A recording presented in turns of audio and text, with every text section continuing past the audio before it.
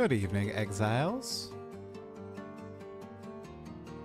I hope you are having a nice Thursday. Today, we're gonna chat a little bit about PoE 2. We have a podcast with Raxx and Tarax. I don't know. I mispronounce the name constantly. That starts in about half an hour. Should be a good one. I'm always transparent with all of you. So, yeah, screw it. Oh, man, I did not want to go live today. I almost reached out to Raxx multiple times and said, bro, let's just cancel the pod. I'm just not feeling it. But I decided against that. I don't think that's fair to him. I don't, and anybody really. I just need to grow up about it. But I practice what I preach, right? Obviously, if you haven't seen it, I was very frustrated with Path of Exile 2, with the game that my channel is kind of built on, right? The reason a lot of you guys are watching the content, and I've played like an hour the past, the past 4 days. I was gonna say the past 3 days, but no, it's been the past 4 days. Basically, after Sunday, I just pushed endgame a little bit more, and I wasn't feeling it at all, and I just have not played, which is crazy. I think there are a few factors at play here. By the way, hi to everybody in the live chat. What's happening to you guys? And it's just not PoE 2, although I was frustrated. I laid those out in the video, and I don't like to linger on stuff like that. If I'm not having fun, I'm not going to play. I'm not going to make videos on it. But I did have this slate of podcasts scheduled, and I'm not going to cancel everything. But honestly, I think there's a few things going on, and some of it has to do with just making videos about something and me just not having, I think, enough time to dedicate to it right now. Me thinking like I was spending too much time on it too. So I think there's some conscious stuff at play there that led to the frustration. I think the big, I think it seeped through in that video was me just kind of mad that I felt like aimless and that I wasn't getting over that hump and the game just wasn't feeling good. And I felt like I was just butting my head up against a wall, and the levers that I could usually pull to help progress past that, because I get it. It's a loot-based game, right? Stuff is random. Like the league mechanic wasn't working. Everything was just pointing to it. We'll just trade for it. We'll just trade for it. And I didn't want to do that, you know? And then the bugs and crashes just kind of put the icing on the cake. Anyway, rambling a little bit. I'm also just, I had a little bit of a come to Jesus moment, literally. Yeah, let's just chat about it. Screw it. Where right before I went on break, my wife made a comment, just like a really innocent comment, like, oh, you know, it sucks that you have to take PTO from your job to work on your other job, right? Because it's a side gig, but I would stay up until 3 a.m. to get out videos. I would stream on the weekends. I would stream late at night. I'd be thinking about it all the time. Got to put out a social media post. Got to plan the script. Got to communicate with the podcast guests. Got to band people together. All this sort of stuff. And that comment kind of spiraled. And then at church, we're going over a chapter that was kind of talking about earthly kingdoms versus eternal kingdoms, right? And you can extrapolate that over to like earthly pleasures or earthly things versus eternal things. And I kind of just had the realization that, man, I'm grinding my butt off making videos about this game, and it's turned, and I still have my real job, and it's splitting my focus between all these other things that really matter. I can't have 2 jobs anymore. I can't obsess over this stuff. I can't. It's not fair to my family. It's not fair to me. It's not fair to my friends. It's just not right. It's a bad idea. This will all make sense in a moment, guys. So I think that's also feeding into my burnout. And then, of course, I didn't really talk about it a lot, but how can I phrase this? You know how I always encourage you guys out there to become a creator, to like release videos, and I'm always really positive about that, because what's the worst that can happen? Your video dies, or your video gets really successful and you make a cool channel. I think I've thought a lot the past few days, especially as I've kind of taken a break pretty much from the only things I've done are the podcast and that video, which by the way, I tried to script out and I ended up just going raw.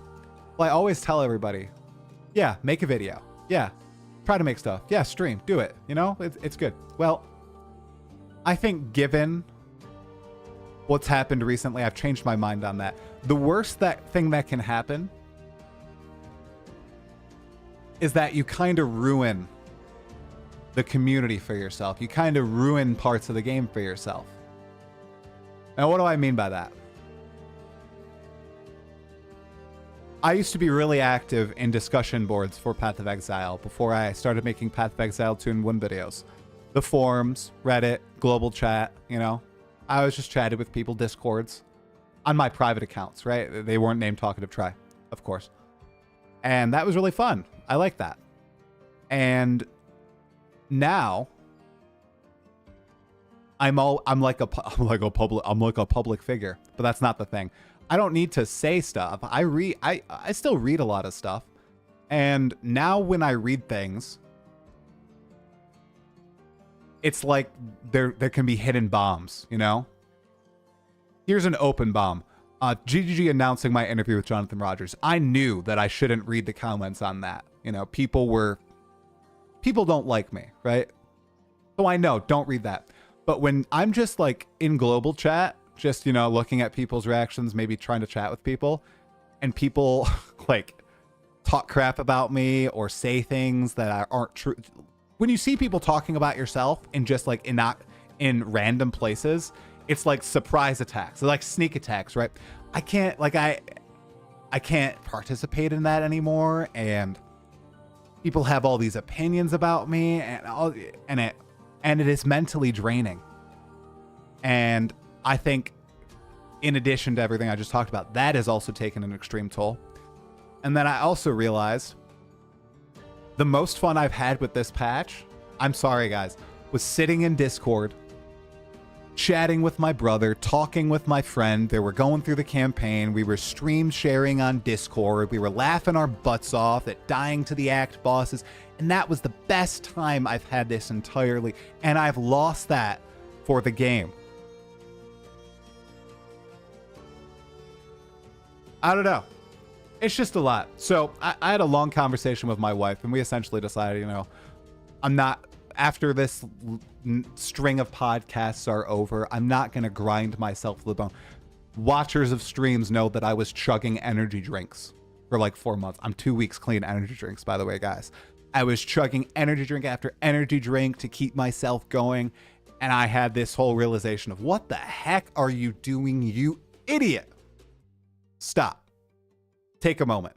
Detach. It's deeper than just the game. It's just what I've been trying to do with the game. So, do I think I was fair in that video? Yeah, I do. It was definitely the most negative piece of content I've ever put out on my channel, but I think it was all fair. But I think everything I just said kind of feeds back into that. So, very, very open, as always, very open, probably too open. I will finally look at chat. I have not been looking at chat. Let's open it up, and we're talking with Raxx in a few minutes. Okay. All right. Let's see, guys. Good evening. Unbuttoned. My shirt is already like unbuttoned, guys. Yep. Burnout can feel rough. Yeah. PoE 2 is not finished. No, it's not. It's not finished, guys. Hey, Brown Eyed Aries, thanks for the 7 months of subbing, dude. At last.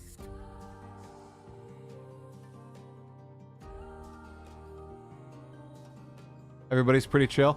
My energy drink of choice is no energy drink. I'm not drinking any. I'm having black coffee. Black coffee is all I'm having. Oh my gosh, Raxx raiding me. What's up, man? You taking a little break before we hop on at 8? What's up, everybody? Oh, goodness gracious. Welcome in, everybody. We're totally talking about Path of Exile 2 for the past 10 minutes. There was no real life chatter, none of that stuff. No, not at all. Hey, Frosty, what's happening, man? Hope you and your daughter are doing well, dude. Does this mean I'm closing out my channel? No, it just means I'm not going to grind myself to the bone.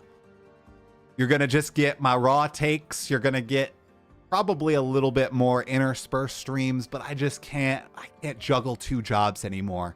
It's really been that way since November of last year when I said, hey, I'm really going to try to make this work. And I think I've had that realization that, you know, I need healthcare. I have a family. I need stability. And maybe I'm just not cut out for this world. I don't like snapping at other people and talking crap and dealing with the drama and blah, blah, blah, blah, blah. It's just not for me. I guess I'm not that type of person. So things are going to get a lot more chill after this rapid fire string of podcasts. And I'm just going to have some videos, some chill streams, whatever. Decided, because I'm probably not going to play a lot of PoE 2 this league because I'm kind of burnt out, I am going to play Hollow Knight and Baldur's Gate 3 for the first time blind. I have no info about either of them. Yep. That's going to be fun. You've heard of this guy, Raxx? My brother loves Raxx, dude. My brother. Sorry, my dad loves Raxx. Lovely Raxx anecdotes. My dad, I'm going to bring this up on the pod with Raxx. I hope he's not listening right now. But I sent him the raw text message from my dad. But after the interview with Jonathan that night, Raxx released his breakdown video. And my dad texted me like, yo, just saw the Raxx breakdown of your interview. Great job. Raxx said it had, you know, some good info in it. Awesome stuff. Love it. It was pretty sweet. I think your plan sounds great. You're an amazing part of the community. As a fellow dad gamer, I'm happy to have you around less than we have. As long as we don't lose you completely. Yeah. Not going to lose me completely, but I'm just going to chill out with the contents. Take it a lot more chill. I think I like rushed through the game. I didn't even feel like I was rushing through the campaign, but man, I completed it fast. And okay, by the way, everybody commenting saying that you are a casual player and you're a dad gamer and you only have 3 to 4 hours a night to play every day of the week. Guys, aside from opening weekend, I get like 1 to 2 hours play a night, like 2 nights a week. There's none of this 3 to 4 hours a night BS. That's not casual, guys, okay? 3 to 4 hours a night every night. I saw like 20 comments like that, and I'm like, guys, okay. Maybe I am more casual than people may think about me. Hey, Blaze, thanks for the raid, man. I hope your Gazzy interview went well. And I hope you're still alive. I saw you were rank 1 tactician, dude. Heck yeah. Keep it up. Keep the grinding up. Hey, Wezzles, what's going on, man? Basically a tourist. Level 95. Holy crap. You're the best creator in PoE 2. Thanks for the glaze. Stop reading the comments and only look at metrics. My metrics are great. The thing is, I can't keep it up. Metrics are good when you can, I think, personally, at least with a channel like mine, if you're consistent, but I can't keep up that consistency with everything else going on in my life. I think that's what me and my wife have kind of decided. I want to spend more time with my family. I want to take care of myself more. I want to be more relaxed. I don't want to have to chug energy drinks or think about like how to react to things and when I should react to things on social media, blah, blah, blah. A lot of effort goes into it, right? A lot more effort than I feel like people realize. I see people call my channel slop. It's not slop, guys. I do put a lot of work into my content. I pull a lot of all-nighters, a lot of 3 a.m. nights, editing videos myself, recording footage, phrasing things, but a lot of stuff. So it's just a lot. And with a full-time job, I just can't do it. I'm a giga casual. I'm going to be even more casual. Excuse me. So me and my wife really mean she decided? No. She did not bring this to the forefront. I did. I was like, I have hit. I'm citing the come to Jesus moment, but I think the real thing was me drinking 4 energy drinks in a day. That's when you realize you are running on fumes and you need to like take a step back. Take a step back and say, what are you doing right now? And that's what I did. Just being really honest. But of course, all the other drama and crap, you know, it does affect me.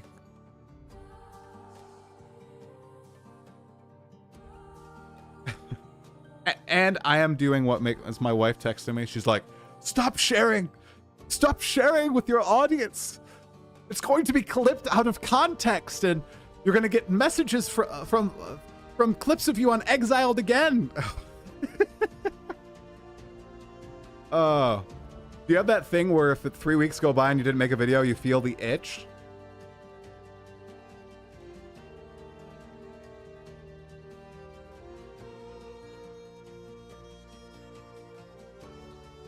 Great question.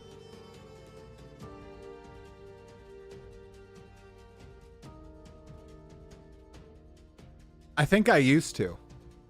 But I think I'm really, I think I'm just a little burnt out right now between everything. Yeah. I don't know. Just a lot happened like the past week and a half, 2 weeks. That has just made me reconsider a lot of things. Both internal, in my control, external, out of my control, a lot of stuff. So. But that's a great question, Frosty. Thinking about that, yeah, I don't know if I feel. I don't know. I don't think I've been getting that feeling. A little bit. A little bit. Give the Paladin a go for the lulz in Diablo 4? I don't know, man. I think I'm going to play Hollow Knight and Baldur's Gate 3. 4 energy drinks. If you're not pissing kidney stones out for breakfast, you're not slamming energy drinks, brother. Well, 0 kidney stones yet. Can we get an IRL video of you in your backyard talking to camera with bad audio at least once a month? Yeah, on my second slop channel. Yeah, man, I know we got patch notes. I'm like I said in the video, and I think a lot of people may have just skimmed this over. I'm confident grinding your games is going to make the patch much better. I'm sure they're going to address a lot of fixes. But the truth is, you know, with the way my life works, I plan out that first weekend to, you know, play a bunch, really try the game. I plan with my mom to watch the kids. I talk with my wife. It's a big thing. And if the game is just in a state where I'm not having fun that first weekend when I spend a bunch of time, I might just kind of burn out on it. But I'm sure it's going to be really fun for the people who remain. I'm sure that they're going to, you know, change the loot, change the mechanic, make it less complex, all that. Fix all the bugs that I was encountering. There's no... I got a lot of people saying I was jumping on a bandwagon with that video. My goodness, guys, that was probably the hardest, and this is probably, once again, bad for me to say. I like felt bad releasing that video. Because from my perspective, even though objectively, I think that it was fine, fair, critique. I don't think I was whining. I don't think I was just, you know, yapping and making big deals out of nothing. I think it was all fair. And subjectively, man, I hate when people do that. I hate listening to that. I don't like talking like that. I dislike it. I actively disliked making that video. I had this huge script written out. I spent like separate days working on, but maybe like 5 hours working on it at night, trying to plot my thoughts out because I wasn't playing. And I decided I'm just gonna go raw. I'm just like, why am I worrying about that? That I'm like perfectly I'm just gonna go raw. I'm just gonna say what I think. People should know that everything comes from a good place. I don't want GGG to succeed. I'm not doing it to rage bait. I'm not hopping on a bandwagon. I'm not a doomer. I'm not a hater. I'm not quitting the game forever. I want the game to be great. I just wasn't enjoying myself so substantially that I made a video about it. And for those people who say negativity click, that's my most successful video in like 6 months. So do I ever want to do that again? Please, God, no. Dear God, give strength to grinding your games. I hope future patches are better.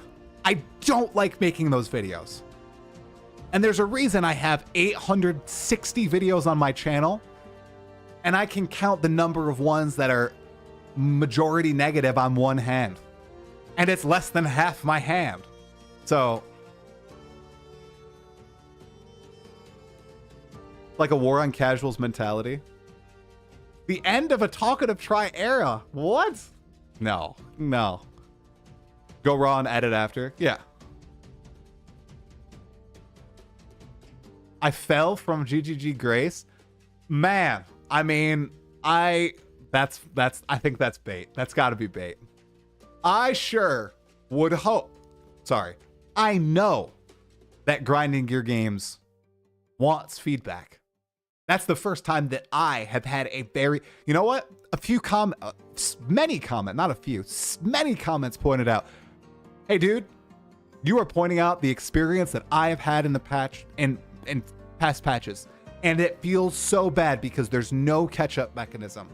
You just feel like you hit this wall and you don't have luck, and everything pushes you toward not improving the game, not improving your character via the tools in the game, but going to trade, and it like feels like, it feels bad. It just feels really bad. And I had it happen this league, you know? Usually the league mechanic is what helps you recover. Abyss helps you recover. Okay, I can't really talk about PoE 2 league mechanics because there's only been one real league mechanic. But in Path of Exile 1, it's usually the mechanic that helps you recover. And the Fate of the Veil did not. I still don't think I like understand it fully. Looks like I got Giga buffed in the patch though, so very cool, very cool. Still think I'm just gonna play a wolf through the campaign. That's it. Yep, there's an interview with Raxx in 7 minutes. I told him we're starting at 8, so he just must have raided a little early to maybe go eat something. That's it. I don't want GGG to succeed. Did I misspeak?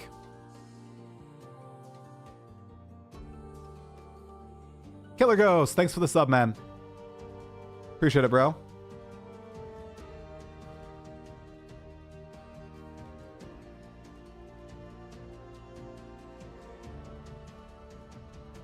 Try, you should ask them if they will add an upgrade option for currency since they have tiers now. I did ask Jonathan this in my interview with him in the patch where they added tiers. No, they don't want to do that. They don't want to add the ability to like 3-to-1. Nope, they don't want that. They're against that. They want you to have to find it. Ben Nice Sounds, thanks for the sub. What's my nationality? I am from the United States of America. Wolf is super awesome. Hey, Michael, what's going on, man?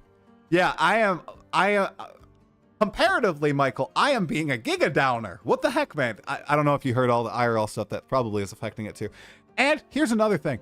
I wonder if me also playing the PoE 1 League to 36 challenges also had an effect. That's possible. Might be leading to burnout. But yeah, Michael, the wolf, I have only played Act 1 on it. So freaking sick, man. Oh my god. The combos are so satisfying. Ask Raxx why he hates tacos. The dude loves tacos, right? That's a meme, right? Sebastian, I've brought up the checkpoint thing. I also dislike the checkpoints. I think the areas, some zones should be a bit smaller, but checkpoints, Band-Aid. Don't like checkpoints. It's my controversial hot take. Level 94 Wolf is amazing. Apparently it just got buffed too. Apparently Lunar Blessing got buffed. Glory Generation got buffed. A few other things were changed. The AI on the wolves. Good stuff all around. I took Bear to endgame. I did a self-made Meteor Bear build. Pretty fun. Hey, Korobi. Thanks, man. First time in a live stream. What a time to tune in. I've got like 200 lives on here.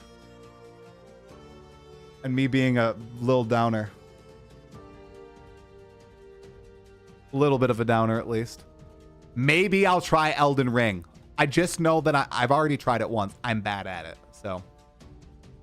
Yeah, it was so weird. I freaking love leveling. The campaign was so much fun, and then I got to endgame, and it's like, I hit a wall, I got frustrated, and then it felt like everything was like samey, and it's like I saw through the Matrix. I don't know how to describe it, because I'm usually not like this. I don't know. It happens. And when that happens, you take a break, you chill, you come back next week. It's a seasonal game, and it's early access. You know what? This is the first time the game's felt like early access to me, the number of actual bugs that I encountered. Obviously, I had the rendering issues last league, but this time I had the crashes, rendering issues, actual bugs. It felt early access. I think we'll probably get another new patch in the new year, so cool. You saw how a lot of us feel. I know, I did. Hey, see, guys, I say what I feel. I just because 80% of the time I've been very positive, 20% of the time negative, does not mean if I encounter something that I personally feel is bad, I won't kind of swap. Like that was like a 90-10 video, 90% negative, 10% positive, right? And I feel like I've always done a good job of highlighting the negative. It's just that I think in the past people see me as too dismissive of it because I'm not encountering it myself. When in reality, I'm just like, hey, you know, people are encountering this. I'm not encountering this. I'm having fun, blah, blah, blah. She was on the other foot now. It's fine. Lunar Blessing uptime in endgame is ridiculous. I saw it counts as a war cry now, so you can scale Lunar Blessing as a war cry. I wonder if there'll be some Warbringer shenanigans. Also, all the war cry nodes on the tree. I mean, yeah, that skill might be busted. Loot is weird. Right. Loot is weird. Loot is weird. I agree. Try many times. I skipped Pee Wee 1 leagues. If I was into the league, nothing was wrong with this approach. Right. I did not delete my shader cache before off meta, Michael. I did it after. But honestly, Michael, most of my issues started in endgame. I wasn't running into a lot of problems in the campaign. All right, we are getting into... But being politically correct, call it out. The ARPG community is the most toxic community in gaming. There's a lot of toxicity. There's a lot, yeah. I saw a tremendous amount of hate, and it was encouraged by other creators, and that is incredibly toxic. I did call it out. And that also made me not want to make videos or do anything either. What, like, why would I try to be full-time in a community that hates my guts with such a passion, such a large amount of them, with creators who are dedicated to saying, I am killing the game, and spreading this stuff in very popular places? Why would I hinge my family's livelihood on that? Yeah, it's crazy. It's crazy. I would never do that. No sane person would do that. And once your eyes are kind of opened and you see that, I mean, the decision was easy for my wife and I. Like I said, a lot of stuff has happened the past 2.5 weeks. Who is saying that? Well, I called it out once publicly by name. I don't know if I want to open those floodgates again. All right, especially before I have a guest who I don't want to drag into anything. A guy that is like focused on the game, and tacos. Like I don't want to. I should shut up. All right, let's get him in here.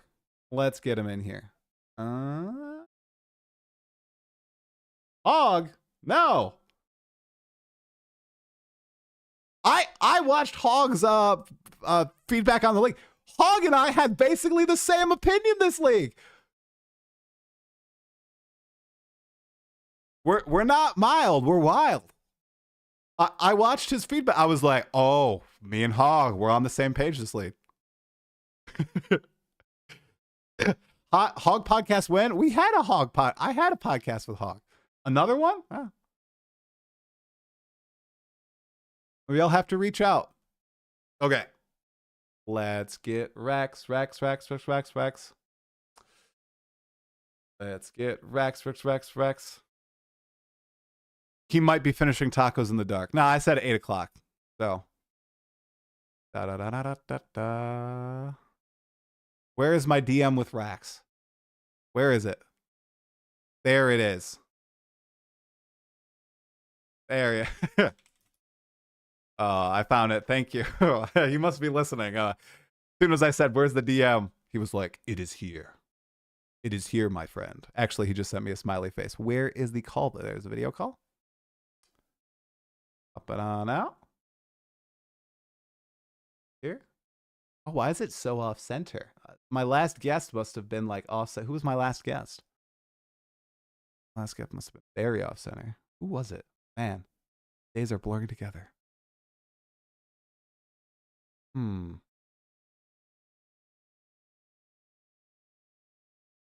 Hey, well, whoa. Yeah, let me fix your camera. It might be going a little crazy here. Yeah, no, you're good. You're good. That's on my end. I think my last guest was the camera was a little funky or something. How you doing, man? I'm great, buddy. How are you? Oh, you know. Yeah, Okay. I heard, It was so funny, dude. I released my video last night and somebody was like, Raxx just released a mostly positive review of the patch and Try goes full toxic negativity. And I'm like, I was like, I could not believe it. I hadn't watched your video yet. I watched it this morning. So, cause I was trying not to have my opinion colored by anything else. It's like you mentioned, you don't you don't watch build guides cause you don't want to cheat on your homework. I feel that same way. I was seeing like all the state of PoE2 videos pop, and I was like, no, blinders on, nothing. That's the way to do it, man. That's the right way. Yeah. You want your opinion. Exactly. Your unfiltered opinion. Yep. Yeah, 100%. All right, I think I've almost carved you up. Let me see. I think you look good now. Could you talk? I want to see if I got the green outlines gone. Let me see. Hello. Oh, yes, they're gone. Yes. Okay. Very important. All right. How's the volume, you guys? Can we get Raxx up a bit? Yeah, 100%. Yep. I'll do it about 25%. Give me another hello. My name is Raxx. Here we are. Good. Still low, you guys? Or is he good? Taking a dump right now. Appreciate the live cast. Well, I'm glad we're accompanying you on the toilet. I think we'll be talking longer than your toilet trip. Maybe. I don't know. How long do you spend on the toilet on average, Raxx? I mean, not enough time to go through an interview, that's for sure. No, yeah. Okay. Luckily. My wife jokes that I spend a long time on the toilet sometimes, and I will give it to her. Sometimes it's like a 20-minute trip, you know? But it's also like the area of calm, right? Yeah. In the bathroom, you're calm. While the other parent is there, it's a calm area. You're solo. You don't want to be on the toilet. It's just a bad situation. So. There's something relieving about going into the bathroom, even if you're not doing any weird stuff, and you just lock the door and you're just in your own little cocoon and nobody can bother you. Yep. It's a good feeling. Yeah. I get it. I do that at parties sometimes. Still, I was gonna say I used to, but I'm just gonna be really honest. Like if there's too much stimulation and there's because I'm also loud at parties, but I'm loud in bursts, right? And sometimes I just need to go and collect myself. So I'll just go into the bathroom, even if I don't have to use the bathroom, and I'll just be like, oh, chill out for a moment. It's a nice feeling. You got to just harness your energy into a stable form. Yeah. Building back up to the next outburst. Yeah, especially at family parties. Oh, goodness. Those are something. You get older, you become keen on all the politics, the adults that you used to not be aware of when you were a kid. Right. You know, people arguing over, oh my gosh, they opened the pies and the pies are supposed to be saved until 7 o'clock. And oh god, dude, Thanksgiving is crazy, man. Like, and people get really heated over this stuff, you know. So I get mad at people for getting, you know, crazy heated about video games, and then I have like 60-year-olds fighting over the pumpkin pies, and it's like, oh, okay, I see how this could happen. I see. So. I have all the flaws in the world, but that's one thing I would like to think I steer clear of. I don't sweat the small stuff like that. If we Okay. open the pies early, it's pie time. Like, who It's cares? fine. Right. It's fine. You get pissed at your brother who uses 75% of the Cool Whip on his piece of pumpkin pie. That's who you get. That's the big stuff. Like, Yeah, opening the pies that's early. way more important. Seriously, leaving no whipped cream for anybody else. Let me get my show notes up here. I just realized I didn't have them up. Here they are. We are good now. All right, I'll hide chat. Goodbye, chat. All right. So I'll count us in. I'll count us in for the YouTube video. And yeah, we'll just get going, man. Last time, you know, the most enjoyable part for at least me, and I think a lot of people, is just chatting about real stuff, about food. So, you know, we can do both if you're up. Those are the important topics. 100%. And I appreciate always you just hopping on here. I really appreciate it, man. So thank you. I appreciate the invite. I'm the honored guest here. I appreciate you. Okay. All right. Thank you, man. All right. I'll lead us out. I'll do the countdown. All right. 3. Man, is my shirt down to maybe a little zip so I get less comments on my skin showing? I was gonna say we go the other way. I say we need to reveal a little more. Man. Honestly. I can't. If I go any more, the hair will start to pop out, and then I'll get that would like be my vote. That'll be like 70% of the comments. It'll be like, oh my god, tries hair, chest hair. Jesus, man. I used to. Fun fact again. Very open. Okay, I'll be quiet. So my wife and I, before we had kids, we used to take showers together. Very nice, right? Not even just shower, you know, like we just take showers together. It was very nice. Yeah. And she would shave my chest hair and my like hair on my nipples, right? Haven't done that since my first 3.5 years. Dude, it's a forest now. Like, it is. She pointed it out the other day. She's like, holy crap. Try, what happened? There's like so much hair on your nips, because, you know, until I was 20, 25, they were clean. It was very clean. So you became the monkey from PoE that's killing everybody. That grinding your game's just nerfed. I gotta ask you about the monkey. Holy crap, man. That's crazy that they actually, again too. That's multiple nerfs for the monkey, I think. So, all right, I'm seeing TMI. But you know, guys, this is what you signed up for, okay? You don't have to stay on the interview. I see message from Raider, message from Editor. They're like, whoa, I thought this was about PoE too. Holy crap. Okay. All right, I'll do the actual lead in. We'll talk about Path of Exile to you guys, okay? All right. Maybe a little lower. All right. 3, 2, 1. Hey, Exiles, welcome to another episode of the Still Sane podcast. I am your host, Talkative Try, and I am honored to be joined by Raxx to talk all things Path of Exile 2, 0.4, Fate of the Val, The Last of the Druids. We are about 6 days into the release. It has been a bit polarizing, especially for myself. Usually very positive about PoE 2. I've had a little bit of a downer time with the patch, been pretty open about that. And we have Raxx here who, according to my comments, is very positive about the patch. So, Raxx, I would love to chat with you all about this update, starting with just your, you know, initial thoughts, man, and your initial progress. How's it been going for you?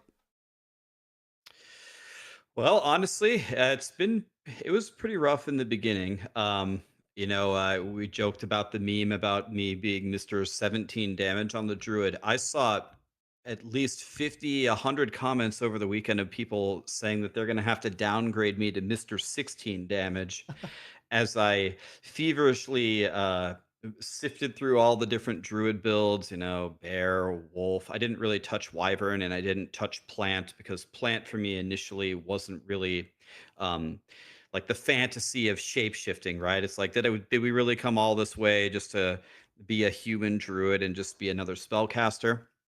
Got through the campaign fine, but I experienced a lot of the frustrations that, you know, the community has been experiencing, the same as everybody else. The thing that has really turned the league around for me is actually finally playing Plant Druid. Like Oh I don't know wow. if you've tried it or if you've seen it, but it is absurdly powerful and extremely fun. So that was going to be one of my suggestions for you. People are calling me like Mr. Rogers now, and you're the Doomer. Apparently, is the new narrative on the street. But I think things might change for you if you try if you try Plant Druid. That swapped everything around for me anyway. That has been the praise that I've been hearing. Plant Druid is one of the smoothest builds of the patch. It's the unexpected winner. I I don't know. I might give it a go because at least for me, the problem with the patch started right when I hit endgame. I was having a blast in the actual campaign and the interludes. I streamed it all. I played through in private too with my wife through Act One. I did Bear. I started with Bear. I think you started with Bear too, right? You got it all the way to the. I Yeah. saw your guide put out. My dad was following your guide. Big fan, by the way. And I loved it until Endgame. And I don't think it was the Druid. It's just something happened to me at Endgame where I hit a hurdle that I've seen hundreds, maybe thousands of commenters talk about in the history of PoE 2, where I wasn't getting any good drops. I was gated by support gems. I just was not lucky at all. And all my solutions were like, okay, yeah, you got to go trade for it. Okay, you got to go trade for it. And something internally inside me was just like, man, that feels so bad. I know it's a loot based game. I know that they balance around the economy, but something was nitpicking in my head where I was just not having fun with the tools that I was given in the game. And usually in PoE 1, for the longest time, not really true in PoE 2. We only have had one great league mechanic, in my opinion. The league mechanic is your catch up mechanism. If you're not getting good drops from the base game, you sure as heck can run the league mechanic and get something to boost your build. And that wasn't happening with Fate of the Val. So I found myself sitting at the foot of this mountain, unable to climb it. And it just felt bad. So did you have you ever run into that in the past? And do you think I'm being a little bit of a, I don't know, am I being too strong headed for not refusing to kind of cede over to trade? And I think a lot of people share this sentiment where it's like, ah, man, trade is the solution in all cases. It's not fun. So, in my opinion, everything that you just said makes perfect logical sense. And actually, it was the same experience that I had. I think I just had a little bit of a different reaction to it than other people. And here's why. So, if we go back to last league, or not even last league, just the entirety of PoE 2, the thing that a lot of ARPG players, that maybe didn't start in PoE 2 that play some of the other ones, it's really all of them. It's not just people think I'm just targeting D4. It's not just D4. It's actually all of them. It's also happens to last epoch. People are begging for an end game. Some people don't even like redoing the campaign over and over, Yeah. and we need a we need all of the things that you talked about. We need it to be a smooth and steady progression. We need a lot of content to actually get through. It has to be fun. It has to synergize very well with the seasonal mechanic. And since it's been a problem with PoE 2, everybody knows it. All of the players and grinding gear games knows that that's the big problem. The fact that they announced a week before that we weren't getting an end game update, I think that people somehow thought, well, we have Druid now, so Druid and the Val Temple, that's what's going to save the end game. But like Fubgun and I we were chatting with DM and Ghazi one day before it started. We're just like, the end game is the same issues that they have a mega patch to fix is not here. So unless the Val Temple is the greatest thing that Grinding Gear Games has ever made, which it actually wasn't, and unfortunately, especially in the end game, it was extremely subpar. Yeah. I don't know how I was a little bit surprised that people thought it was going to go any different. The end game didn't change. We don't have that part of the patch. That's why my review, I put one line in my video where I say, you didn't update the end game, and it's your biggest problem. It's a huge miss, and we're disappointed. But let me grade all of your other stuff, not including that. That's where I can find some wins when I don't mix the two Right. together. But I wouldn't blame everybody else who's just playing the game for fun. They're not analyzing, they're not compartmentalizing all the different mechanics and thinking, well, which one's good, which one's bad, and is that okay or not? They just log in and they want to play and they want to have fun. And if you don't deliver on that, even Jonathan's own words, then they have a right to be mad at you for not delivering it. Right. No, that you touch on something that's really true for me, at least. I was one of those people who was like, oh, that really sucks, the end game's not getting touched. Does that really matter? They have the Druid, they have this really in-depth system that they're adding. Oh, it was laid out so well. They assuaged fears about it not being rewarding and it being a huge supplement to the end game. This is still going to be great. I'm still going to have a bunch of fun. And so I found myself going very quickly through my favorite part of the game right now, the campaign. I did like a 12-hour campaign. I was like, oh wow, I'm impressed at myself. And I was like, That's very good, yeah. time to actually do like Fate on a Druid build, just like throwing crap together. And I was like, time to interact. The Fate of the Battle mechanic in the campaign, it's like the bait and switch, because it was so freaking rewarding to someone like myself. You're getting exalted orbs, you're getting quality on your weapon. I have like a 20% quality weapon in Act 1. I was like, whoa, this huge damage. Wow, I cannot wait to see how this scales in the end game. And then I started, doing the little pads, and nothing was dropping for them. And I was like, oh, that's weird. These were dropping like uncut gems and currency. And then I got into the temple, and I would clear a room, and it would say, room completed. And there's no bench. And I'm like, oh, okay, unlucky. Room completed, no bench. Tier 3 room completed. Okay, here's something to do with corruption. Oh gosh, do I want to corrupt one of the items that I have? I don't have like a backup item because I'm not getting great loot and I don't have currency to spend. And I'm like juggling all, and that's when I realized, like, oh man, I am not having fun. Why am I going to continue to play if I'm not having fun? And I think it all has to do with that post-campaign loop that you talked about, the progression that they have to nail. I feel like they've done a pretty decent job on the campaign if you're interacting with all the systems, and I think there's a lot there. There's a lot to like upgrade your gear between the actual loot drops and the shops and the gambling and even the league mechanic this time. But once you hit the end game, it just fell apart for me, and I was like, why? Well, why am I doing this? I'm just not going to do it. I had fun on the Druid, but the shiny toy, I'm done playing with it. I'm already done with the shiny toy. So, yeah, fascinating. So the phenomenon that you described about Yeah. how the Val Temple changed for you in the end game, about how, well, when you're in the campaign, you're getting little exalts, you're qualitating your gear, you're socketing your gear. It's a huge power boost. And not only that, like something that I talked about, like in my feedback video, it teaches new players how to craft, Yes. which is really great. Like it teaches you, oh, here's how to make your items great. It honestly reminds me of Path of Exile 1's Val Temple. So I, I'm still kind of new to Path of Exile 1, I guess. I've been playing it for 2 years. I guess that's still that's considered new around here. Um, but like the Val temples, the only way that I ever hear anybody talking about them in any capacity is at the end of the league when you get them to double corrupt your mage bloods and you double corrupt your headhunters and you're trying to just hit, the multi-mirror ridiculous stuff for fun, right?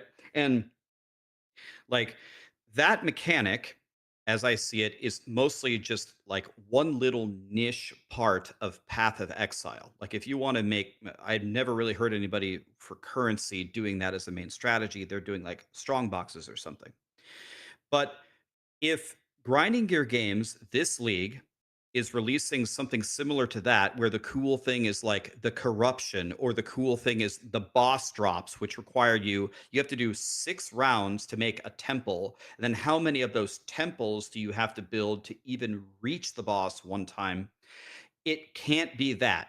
If this is your only new activity, there's no end game. You can't give us an activity that only is like very niche for like corruption.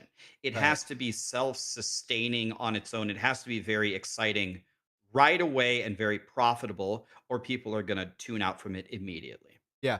And another point here too, I liked your new player point. It is a good way to introduce them to crafting and not allowing them to take the currency so they hoard it. They have to use it right then and there. That was smart. That was laid out pretty smart. And I think they've updated it so that once you're past Act 3, now you can take it. So you're a little bit more acquainted with the game. Very smart.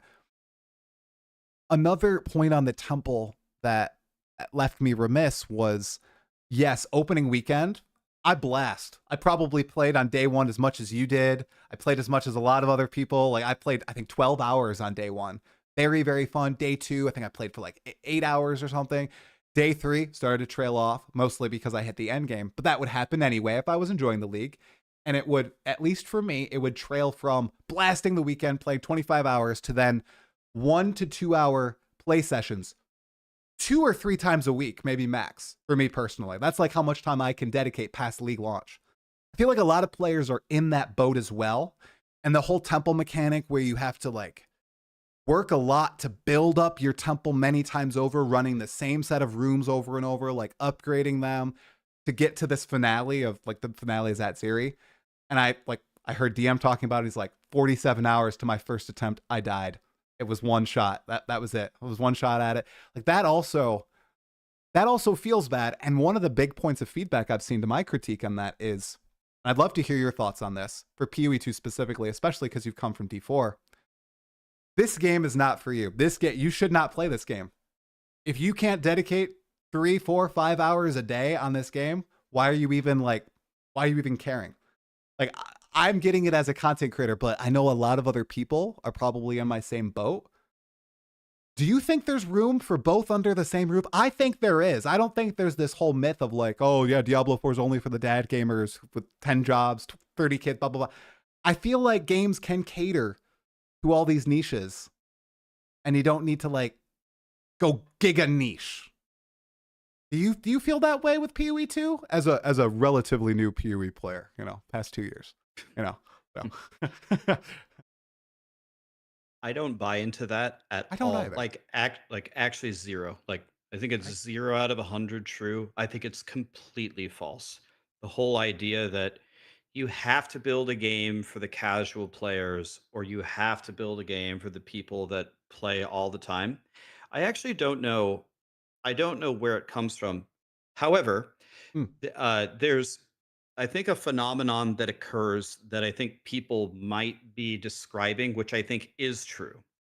It's very hard to make a game that's excellent for both. The difficulty for grinding gear games or 11th hour gaming or for Blizzard to hit both is very difficult. But whenever one mark is missed on either side, you'll hear about it endlessly. And another myth that I think is fairly strong, like not completely, it exists a little bit, is people say that the people that are more casual like such different things from the blasters. And I that's another thing that I don't really buy into. I think a lot of the things that we like are similar. um I don't know, like on that Yeah. particular topic, I actually don't really know where it comes from. I just think the difficulty of the gaming companies to try to strike that perfect balance Yeah. and hit it everywhere is very difficult. Otherwise they just simply do it, right? They would just do it. Right. I wonder, at least so trying to self-analyze, which is what I've tried to do the past few days, like be a little bit introspective. What triggered it for me, like my frustration, was that I felt like I had one path forward, like trading in the game, right? And that path required me to invest a bunch of time solely dedicated to like amassing currency and joining in on a rat race. That's because I was gated by RNG. Like I was unlucky, which led me to rely on this system and to interact with this system. I then had to participate in something, which I always tell people, screw it. You're not competing with people anyway. Like you don't need to worry about divs per hour. I'd never do that. I just play the game for fun and I'm fine. And then I found myself in the scenario where I'm like, shoot. I can't get any item. I'm not getting any items. I need to buy everything from trade. I was gated by support gems. And I know they're 1x for like 10, but I had like greater jeweler's orbs and I had no uncut support gems. And I'm like sitting here thinking, this is like a fundamental game. So why do I have to trade with other players to experiment with my skills? Like, I know this sounds petty, but I was literally sitting there thinking that, like kind of grappling with it, like frustrated. And I don't know. I think you bring up a great point. Just like it is very hard to get that balance. And I think that GGG is trying to strike that balance, and sometimes when they miss, like they have with like this big new addition, Fate of the Vow, it just becomes so evident to some players, which is why I think you've seen like a lot of, at least me, I've seen a lot of negative feedback. I saw happiness day 1, day 2, some people talking about the clunk of the Druid, but day 3 onward, I mean, it's been majority like negative feedback, and not just on places that are usually negative, in like my personal Discord, talking to my friends, or on my videos, which are usually pretty positive places. A lot of people have that sentiment. That's something that you've noticed, like as more people finish the campaign, which I think is enjoyable to a lot of people, and they get to this part of the game, or they just bounce. They're like, oh man, this isn't fun. I'm just bouncing. I think everything after the campaign for most people, unless they, picked a build that they already knew was really good, or they picked a really good new archetype, I think Mm, everything just got strictly worse, right? The yeah, Val mechanic was valuable in the campaign. yeah, Now it's borderline useless without this patch in the end game. And the end game is unchanged, and the end game is universally agreed upon to be the worst part about the yeah, game. So there were no opportunities for the feedback to improve. And then when we talk about, our theory that, mm, well, uh the casuals and the blasters can be happy in the same patch, it's the same problem. yeah, The instant that Grinding Gear Games announced that the end game wasn't coming, every single blaster, at least 90% of them, were disappointed. It doesn't matter how shiny of a druid that we get if we're doing the same end game that's been broken for a year. That's already lost. And then for the more casual players, the druid had some issues early on, as you described it, some clunkiness. People had. I put the blame, mostly on the player here because they made it as easy as possible. But a lot of people were asking me questions in the first 20 minutes, like, Raxx, how did you get your bear auto attack? It's oh, like, well, you pick up the talisman and you have to click the bear icon. And people were like, I don't have a skill. They're like running around. I'm like, all right. At a certain point, it's not Grinding Gear Game's fault. yeah, But then again, yes, you wonder, well, is it their fault or whatever? But the clunkiness of the druid, the fact that the druid was very squishy. I mean, when you got on your bear with nothing, like you kill the bloated miller and you go to the second zone, did you like get bit by a wolf as you went to go punch them? Like they hit you really hard. It's like, mm, bro, I'm a bear. Like I understand I don't have any items, but yeah, am I really this squishy? Um, and so the point I'm trying to make is there were a lot of things holding back the casual players as well. Even with the yeah, new shiny druid, it didn't feel great for a lot of people in the beginning. And even if they build up to something that feels kind of good, it's all about, generating the charges so you can do this. It's all about generating the rage so you can spend it on this. It's yes, spawning the icicles behind the boss so you can combo and pull them forward and then it will do damage. It's about the extra wolves that they built that do less damage than a skeletal warrior from an infernalist, which are considered absolutely useless. It's less than useless. It's like, so the blasters were shut off right away in the announcement, and then the casuals had a lot of opportunities to be shut off right away with the new shiny toy. yeah. It's understandable that everybody like that the feedback was overall negative. Yeah, yeah, I think that's pretty sensible. Yeah, I was squishy, by the way, in Act 1. Oh my gosh, yeah, that was rough. That was the roughest section, I think, for the bear. I was getting Yeah. chonked very heavily. On the bear. So Oh, go for it. real quick on Yeah, that point that you said, real quick.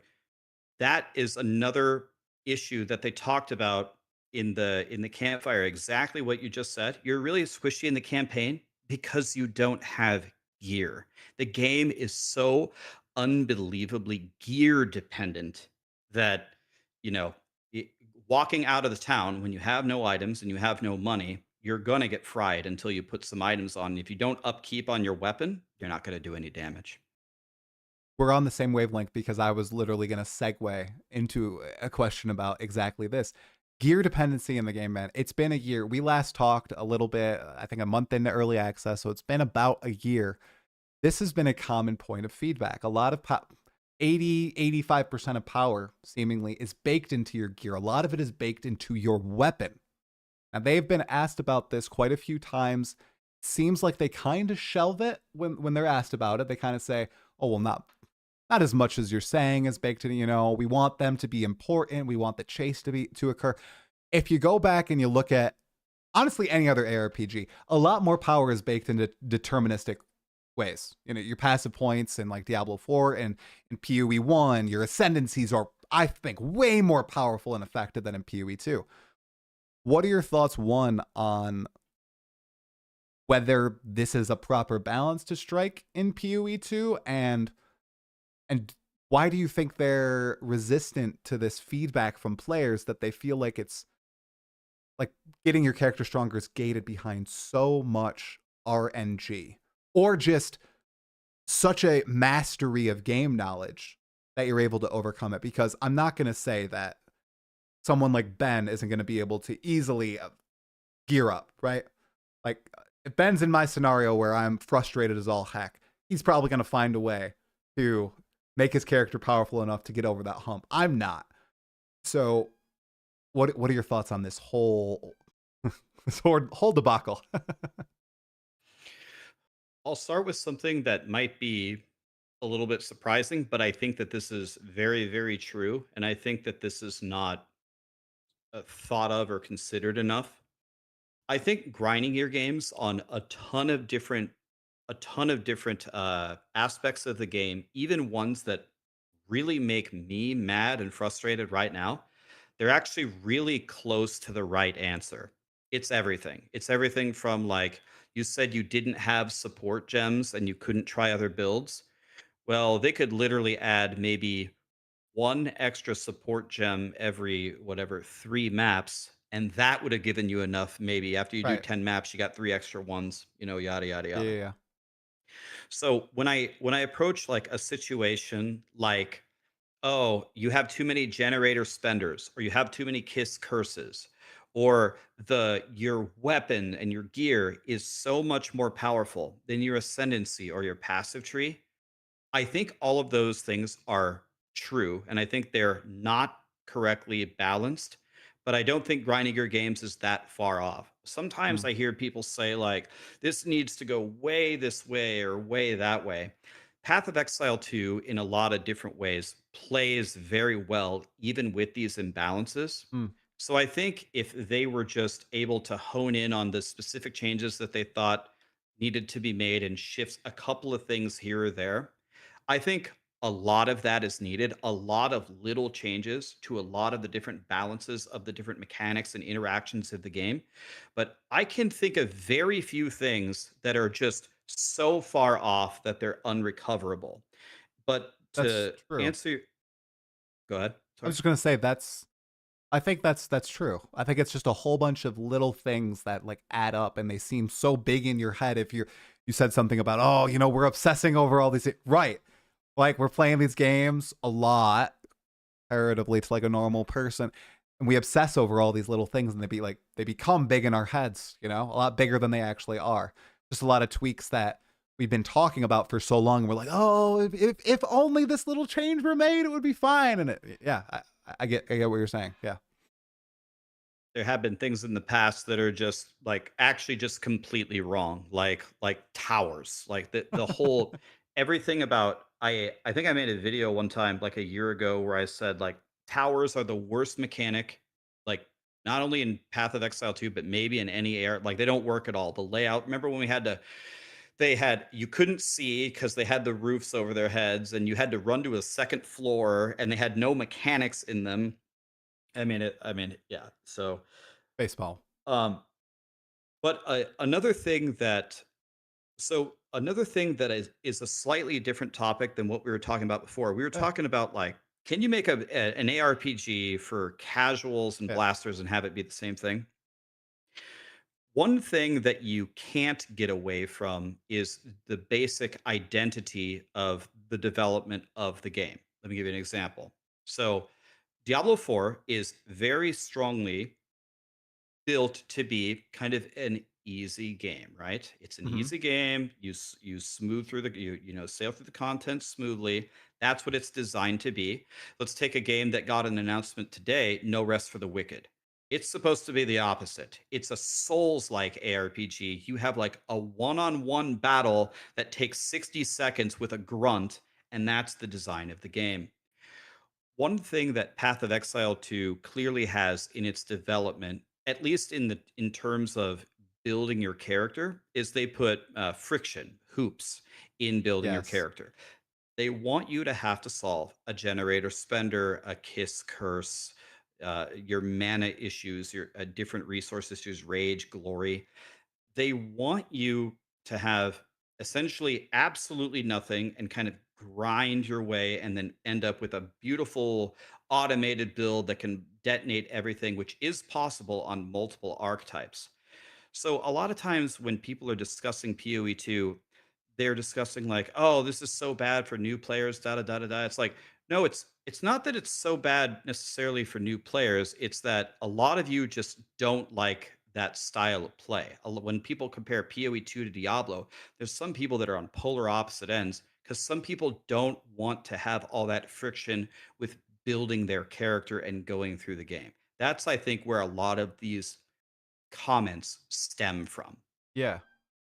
I think that's good analysis. I've often talked about like in PoE 1, you get that godliness on your character, I think, really, really quickly. I always Yes. say it's at the end of Act 1 when you're getting Leap Slam and you get like your first big clearing ability. I always play like Sunder to level a lot of the time. So you're literally after Merveil, you are just Leap Slamming Frostblink, bam, pounding packs, blowing everything up. It's very smooth. That is not the curve of PoE 2. And I know we're harping on it again. And I know a lot of people disagree with me on this, but I feel like it's so good through the campaign, and then it just falls off in the end game, which is such a big part of PoE. It's especially for someone who like understands the game and knows the bosses, and you know how to make a build, you know how to slot things together. You will get through the campaign very quickly. I know some of you might be laughing at me saying it takes me 30 hours. Okay, once you've done it a few times, once you don't die at all, once you're like killing the boss, it's quick. And I'm just going to keep going back to it. I was so wrong, Raxx. I was so blind because I was like, doesn't matter. The Druid's going to be great. Fate of the Bell's going to be great. I'm going to have a great time. And I'm not going to play probably more than another like 5 or 6 hours the rest of the league given the current state. It's like so crazy to have that sort of realization on my end because that's never happened to me before. I know I Plant Druid will save you, man. Plant Druid. Plant Trust Druid. me. Okay, well maybe I will try Plant Druid. Wolf was really fun too. Like the gameplay. That's the other thing. I like the gameplay. It's I don't know. It's so weird. Okay, Raxx, were you what did you feel like with like Diablo 4? Did you kind of feel this sort of what happened there? Because I was thinking about it. I was like, it's kind of sad. I remember watching your state of videos and it was like I think it was one patch. It was like day 1 where you just released it and you're like, I played for a few hours. I'm done. I had that to a lesser degree, but can you relate to that feeling? What did you feel like? I guess is what I'm trying to get at. I don't know because it's not like I'm moving on. I'm done. It's like I'm burnt out. I need a break. That's what I'm feeling like right now. So I definitely know how you feel. The thing for Diablo 4 for me is a lot of it is actually self-inflicted. I don't think people realize how many characters I made in Diablo 4. Like, I used to level to 100. I had like Yes. 55 100s. So, but the reason why I have 55 100s is because there's nothing to do, right? So I'm twiddling my thumbs, just waiting for something to do. The most fun I ever had in Diablo 4 by far, by a mile. And I understand this does not apply to most people, but the most fun I ever had was pre-season 1 fighting Uber Lilith. She killed me like 400 times before I killed her. That was the most fun I ever had logging in and just getting ravaged by her the hitboxes and how like you just had to play had to play like perfectly for like 10 straight minutes to kill her. And to me, that I was like, man, if this is the first pinnacle boss that they have, I'm so excited for all the future seasons to see like it'll be so cool when someone gets this world first kill. It's like a World of Warcraft thing. It's like someone killed this boss. It's like that's unbelievable. How did you do that? Uh can you still hear me? Yeah, I can still hear you. You froze for a moment. You're good. You're back. Okay. I think my internet might be dying, but Oh I'll goodness. just keep talking. I'll just keep talking. It's okay. Everything's like spinning here for me, but Okay. so I was just I I knew how to level up. I played every archetype 1,000 times. I've done every color of Helltide that has been in the rainbow a billion times. I can't tell you how many times I killed Duriel, and I'm just sitting there waiting season after season after season after season. Like please give me something to do, and then we get like this season you can do 3 nightmare dungeons in a row, and then there's one extra affix, and at the end there's a chest that gives you more loot. It's like I can get all the loot in a day. Like that, I don't Right. want more loot. And I've been doing 3 nightmare dungeons since in a row since I was a baby in a crib. That's I just when I'm done with a nightmare dungeon, I already plug the next dungeon. It goes back to what we talked about earlier about how you're developing the game. Mm-hmm. They develop the game for the masses. That's what the direction has been, and that's fine. But after making 55 characters and just waiting for the next Uber Lilith, waiting for something, it just never came. And eventually, you just give up. I go to PoE 1 and I'm so dog shit. I don't understand anything. And there's so many bosses, and then there's Uber bosses, and there's T17s, and then there's Valdo maps. And then if you can somehow do all that, then you can go to Delve, which is even harder. It's like I'm just like a kid in a candy store. I'm like, Yeah. I've been begging for this forever. And so that's where just kind of like people think I hate Blizzard. No, I don't. People think I hate Diablo 4. No, I don't hate Diablo 4. I just want something to do, which is why I pull the blankets up and I shiver at night when I saw their expansion video and they said all new endgame war paths, and then Mm-hmm. they made a path of 5 activities that we already do. It's like we have a laundry list of the activities that we're already doing, and that's what we're doing in the expansion. It's like I hope that that's not it, but I mean, it's been multiple years. So this is why, like, when Path of Exile says, I have a gigantic endgame patch that'll change everything, and then the season comes out and they say we're delaying it 3 months, bro, waiting 3 months for me for it is You're fine good. compared to what we've been doing. Exactly. Exactly. No, your perspective makes a lot of sense there. 55 level 100s. Wow. That's a lot. That's a lot. I mean, I'm a loser. What can I say? uh as my old thumbnail said, best teacher around, man. People freaking love your videos. You make games a lot better for a lot of people. Obviously. Come on, you have a plushie of yourself. You can't call yourself a loser when people are buying plushies of you. Look, there you go. I don't know, is it still available? It is. You want to know what's the weirdest thing Okay. about it? Yeah. So they're custom made. So you Yep. pre-order. By the way, they'll probably make one for you as well. You're probably gonna get contact by them. Oh, If you want a little, are you gonna make like a little triceratops or crap. what? If they do, I will, but that'd be crazy. I don't think anybody would buy that. It's a Triceratops. I would buy one. Yeah, People would the buy it. Raxx plushie is unique. There are lots of Triceratops plushies out there. I'd have to do something crazy, but the Raxx, No, it's no, a no. one in a. I mean, it's unique. It's unique. It's, no, nothing else like that exists out there. So It is pretty creepy. People have shared with me a couple of different things that they plan to do with the doll. I'm like, man, I would have oh, probably preferred to not hear that, but I guess you do you, buddy. People are gonna stab it as a voodoo doll, see what oh happens. no. Anyway, that it's all good. We'll see what happens. If I Yep. magically die when they ship, we'll know why. But I mean, it's easy to teach something that you've done 5,000 times, right? Right. So it's just Right. here I go. We're leveling to 100 again today, boys. Waiting for the end to get patched. Hey, people need to know. They need to know, just like they need to know how to change into a bear and do the bear auto attack. All right, if that needs to Click the happen. bear icon on your talisman. Yes, I'm here all exactly. day. Good job. Good job. Okay, shifting gears back to Path of Exile 2 for actually just in general. You did, and yeah, this is kind of a spicy question coming from me of all people. Yeah. Yeah. You recently did an interview with the Diablo 4 devs. Okay, Yeah. right? That I was remember fun. that one. I'm Yeah. curious. I don't know if this is true or not, but I saw some people talking about that in stream. You said, "Oh, I'm never going to do another one of these." I'm curious.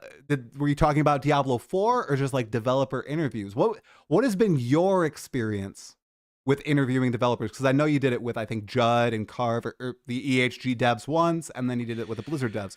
I've had experiences of a sort. I'm curious what yours are and your perspective on content creators giving interviews.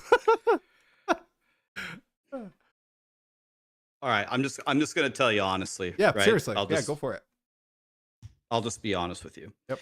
So first of all, I really like Colin and Zavin, who I interviewed. Those guys are great. They're blasters. They know games. Like Colin, I don't. Did you watch the D4 interview, I or do you watched. know? Well, I watched some of it. Thanks to a certain someone who might still be in the chat. Shout out to Frosty. Right, oh, okay, yeah, okay, right. Um, so here's the thing. So I'll give you a little context on the Blizzard interview and how that all spilled over, Okay. and then I'll give you context on Yeah. the broader side. So for the Blizzard interview, they said, "Do you want to interview Colin and Zav?" And I'm like, "That's who I would love to talk to. Yeah, that sounds great." And I asked them, I said, just to speak in plain English, a lot of the Blizzard interviews are very soft, right? Like at the end of their campfire, they're Right. like, "People are wondering the cosmetic for the horse that you showed, is it going to be available in different colors?" Like that's the questions that they usually ask. And Actual so softball, by the way, guys. That's an actual softball. We're just gonna throw that out there. yeah, so I I I actually asked them ahead of time. I said, "Can I ask you, like, for lack of a better word, some very challenging questions? Like, I'm going to ask you questions like, the last expansion, the class was completely bugged, and we fought Mephisto's dog as the final boss. Um, people do not have a faith that they should buy the next expansion. What learnings do you have, or what would you say to those people? Like, do you think that you've done enough for their upcoming expansion for people to buy it? Or Right. why is Diablo not in the game? Or we're asking every season for a lot more content that you're delivering and we're not getting it. Why?" I said, "Can I ask you these difficult questions?" And they said, "Yes." The moment they said yes, I made a video and I said, "Give me all the questions that you want." I compiled them, had like 50 questions. And I said this probably every day leading up to the interview. Every day in my stream, I said, "Guys, I've got tough questions for them and I'm going to ask them, but I'm not going to be rude or disrespectful to them in any way at all. Hmm. I like Colin and Zavin. They're not the problem. If you don't like Diablo 4, they're not the problem. So let's have a conversation." Yeah. Got to the interview and I asked them the questions, and I think, a lot of them they just can't answer. They're Right. just I don't know if it's because of their job working at Blizzard. Hmm. When we have a Grinding Gear Games interview, we're talking to Jonathan and Mark. They can say whatever the They get to fuck they want. choose. They don't Yeah, they're care. like, They don't care at all. But it matters to them. So I asked, "Why is Diablo not in Diablo 4?" And the response I got was, "He's busy." On the question about, like, people don't have faith to buy the next expansion, like, can you help me get some faith and why people should, continue with Diablo 4? Their response was, "Oh, you should definitely buy the next expansion." Then, so the interview ends, and people were like, they hated like the answers, and they say, "Rax, why didn't you push back?" It's like, well, I told them we were going to ask very difficult questions, but when they give me that answer, that's them pseudo telling me they don't want to answer the question. Or maybe they're telling me they can't answer the question. Yes, I can be an asshole and I can go full offense. I'm I absolutely have that mode within me. I can do it, but it just didn't pan out the way that I wanted it to. And then there's so many Reddit threads. Raxx failed us. Raxx is a piece of shit. Worst interview ever. And then, so here's the part where I'm sure you're going to understand this completely. I actually heard you talking about this earlier, like an hour earlier. Hmm? People don't understand that they think that we just sit down and we just hit play and we just do whatever the fuck we want, and it's Willy Wonka and the Chocolate Factory and it's puppies and rainbows. I'm not saying streaming is like a hard job or anything. It's one of the easiest jobs. That's not what I'm saying. But just for this interview, for example, you feel a lot of pressure. Like everyone's waiting for Rax to interview Diablo 4 because Rax is so mad and he's ready. And like the questions I asked them are pretty fucking difficult, way more difficult than any interview I think they've ever had. But we just didn't get the answers for it. And then people don't understand, like you're thinking about it all week and you make a YouTube video, you read every comment, you make a Word doc, you write down all the things, you mix and match it, you align it in a nice little like agenda to talk to them. You know all these things because you make videos, you do interviews. You know this probably better than anybody. And then when everyone's just so mad at you, you sit there and you come to the conclusion, you want to know what's way easier? It's way easier for me to just sit here and watch Ziggy D interview them.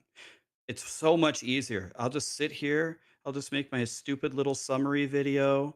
And man, now it actually is Willy Wonka. Now I'm not actually doing anything. Hmm. And you know, I don't want to just like deflect all of the responsibility. It's not like, Yeah. oh, I did perfect and everyone's stupid for thinking that I didn't. Right. It's just I don't know. I don't know what I can do other than ask them the tough questions. Like maybe I should have pushed back harder or pressed them further. I probably should have, but I didn't think it would get us any answers. If I did think it would have, I would have done it. You know what I mean? Right. No, I I totally agree with you. Yeah, I've been in that boat too. You do beat yourself up like in post, and a lot of like when I chat with the devs too. Sometimes I have, especially this final, not final, especially this last time. I think it was like the most like just is enlightening the right word? I guess enlightening experience. Maybe because I was just maybe hyperactive in the community and I was looking at the reception to it and everything. But I had that exact same feeling as you. Why the heck am I doing this? Because I am trying. I am trying really hard. I'm doing all the prep. I'm reading every comment. I'm reading all the questions. I tried to gather it from a variety of people, and everybody's just so pissed off. And you were just trying to be respectful, get info for the community. Yeah, 100% could push back more, could rephrase things, like you said in your interview with the D4 devs. But man, it just, I don't know, it has a huge mental toll on you. Unlike personally anything that has ever happened content wise, you know, just yeah, it's rough. It was rough. So I feel that sucks for you. I did see people talking about like the D4 interview on like Reddit and everything, and I kind of scoff it off seriously because it's just like a lot of mad people. And then I say, oh yeah, just scoff it off, and then it happens to me, and I'm like, oh gosh. So I can only imagine how it feels, you know. It's like it's a choice, and I feel I'm more on your boat now of like, all right, well, if a lot of people don't like this, if people think I'm doing a bad job, if people are gonna talk mad shit about me, well, why do it anymore? Oh, people don't sub during the podcast. Oh my god. Yes, it's mostly a lose-lose situation, but there is here's the difficult part. So Yeah. you get through that stage, right? And the difficult part is you should never let all the antagonists in your life Hmm. dictate how you live your life. Should Right. you should you should make your decisions based upon the people who are close to you and your friends and even the people who are just giving you honest, constructive feedback. Yeah. I remember I was watching your stream before the interview started, and I was looking at you scroll through your questions, and you had the Excel sheet. And I can't tell you how many Excel sheets, how many interview documents, like how many guides, how many Right. templates I Right. built on Maxroll, da da da da da. And I'm looking at how you built your Excel sheet, and you made a comment like you had a YouTube video, you pulled a bunch of questions from Reddit, da da da, and I was reading like how you organized it in the different columns Uh-huh. that you made. I was sitting there, I was like, this took a shitload of work. As someone who's built stuff like this before, this is very nice. This interview is going to go well. Then someone in my chat, I still remember this, like 2 weeks later, someone said, "Did Rax just give Talkative Try a pat on the back for making an Excel sheet?" And I'm just like, dude, like, do you have like, are you like the dumbest person alive? Like, do you not Oh. understand Oh. how hard it is it's not like it's so difficult, but do you know how much time it takes to organize all of this data and make it into an agenda for an interview and then Hmm. execute it smoothly? Like, a Right. lot of like the number one fear is not death or spiders, it's public speaking. Oh god, dude. Yeah. So most It's people can't do that to crazy. save their lives. It's crazy, especially, and I know this is, I don't know, do you still feel, did you feel like this when you talked to like Colin, and the other guy's escaping me right now, but it's like, I wanted to be a game designer when I was growing up. Talking to someone who's made, for if you guys complain about, I love the game. It's so much fun. I love Path of Exile 1, spent probably 1,000+ hours in it. Talking to like the people who designed the game, I don't know, it's just like so crazy cool. And I have to almost like go out of body when I'm doing it. And this is gonna sound like mad glazing, but it's like, that's crazy. How can you find yourself in a situation like this? Like, you feel like privileged. You feel like this shouldn't be happening. You feel like, I'm nowhere as near as smart as these guys. What the heck is going on? I'm not as smart as a lot of the people in the chat. I just am really excited and I like talking about this, and I'm in this moment. What the heck is happening? Like, that's what's going through my head in the moment. Um, it's crazy. It's crazy. And I wanted to ask you, would you ever consider doing an interview with GGG? Have you ever like reached out, or is that not something you would be interested in doing? Because that's a comment that I saw a lot and I kind of agreed with. Like, for these interviews, maybe it isn't best for someone like, we already have, really chill interviews with Siggy. Maybe there should be more interviews with like the people who are really into the, build crafting, guide making, really into the mechanics of the game. And I saw your name came up a lot, and a few of my other friends too. But I was curious: is that something you would ever be interested in, or no? I would probably, yeah, as you said, be honored and humbled to talk to Grinding Gear Games. A long time ago, it's not any time recent, we were trying to schedule something, but they're always just so busy that they're Right. doing they got to make the game, right. It's been delayed twice, it just never panned out. And I think they're somewhat trying to make the rounds. But I'm going to be honest with you, man. I think it actually. I made this comment to my stream the other day. I think it Yeah. goes like the opposite way than maybe some of the internet thinks it is. I don't have like I don't think of myself as some like big important person. Yeah. Like, in fact, as I become more and more of an old, pardon my French, piece of shit, like if I disappeared from the content creation world tomorrow, it wouldn't make that it hardly make any difference, Oh if any my difference at all. god. I No, no, no, no, no, I no. But can't hold. even. I can't. I'm I not don't even. know. It's so weird talking and hearing you say that, bro. I don't know. I played like one season of Diablo, and I listened to all your state of videos, and I think there's tens of thousands, if not hundreds of thousands, who do the same thing. That is crazy talk. Too hyperbolic, I Raxx. Okay. Some no. people wouldn't miss me. A lot of people would miss you, though. Holy crap. Jesus. Sorry for interrupting. I just had to. No, no, Uh, yeah, you're good, man. I appreciate you yeah. saying that, but I I am not sitting here thinking, man, it's so I can't believe they picked a Talkative Try for the interview over me. I am way more important. I never think like that. When you got the interview, I was like, Uh, dude, Talkative Try, dude, he loves PoE so much. He deserves yeah. it so much for all the time he's put into it. And people are like, Talkative Try is a noob. Why don't they get Ben to interview him? It's like, oh, dude, Ben would do a great job too. But guys, come the fuck on. Are you serious right now? So I don't know. If Grinding Your Games ever wants to chat with me, I'm sure it would be open to it. I would be honored for that. I don't think it would be received as poorly as last time because they are allowed to speak so freely. Like I would love to talk to Yeah. Jonathan about, all right, Jonathan, you and I are on polar opposites of one thing. We need to have a 1 hour conversation about one button builds versus kiss curse, mana generation, go pick up this remnant, generate this rage, power charges do nothing and take 1 hour to generate them in order to do 10 extra damage. Like we need to talk about this for like an hour and see if we can come to some kind of middle ground because you're driving me fucking crazy over here. That was like a rallying cry. I hear your legions outside my house, like waving your banner. I mean, you're speaking to the hearts of the people right now. So Waving the little plushie. yes, waving the plushie around. They got him propelled up on a war banner. There you go. Yep, on a stand over everything. Oh, that's good. That's good. Okay.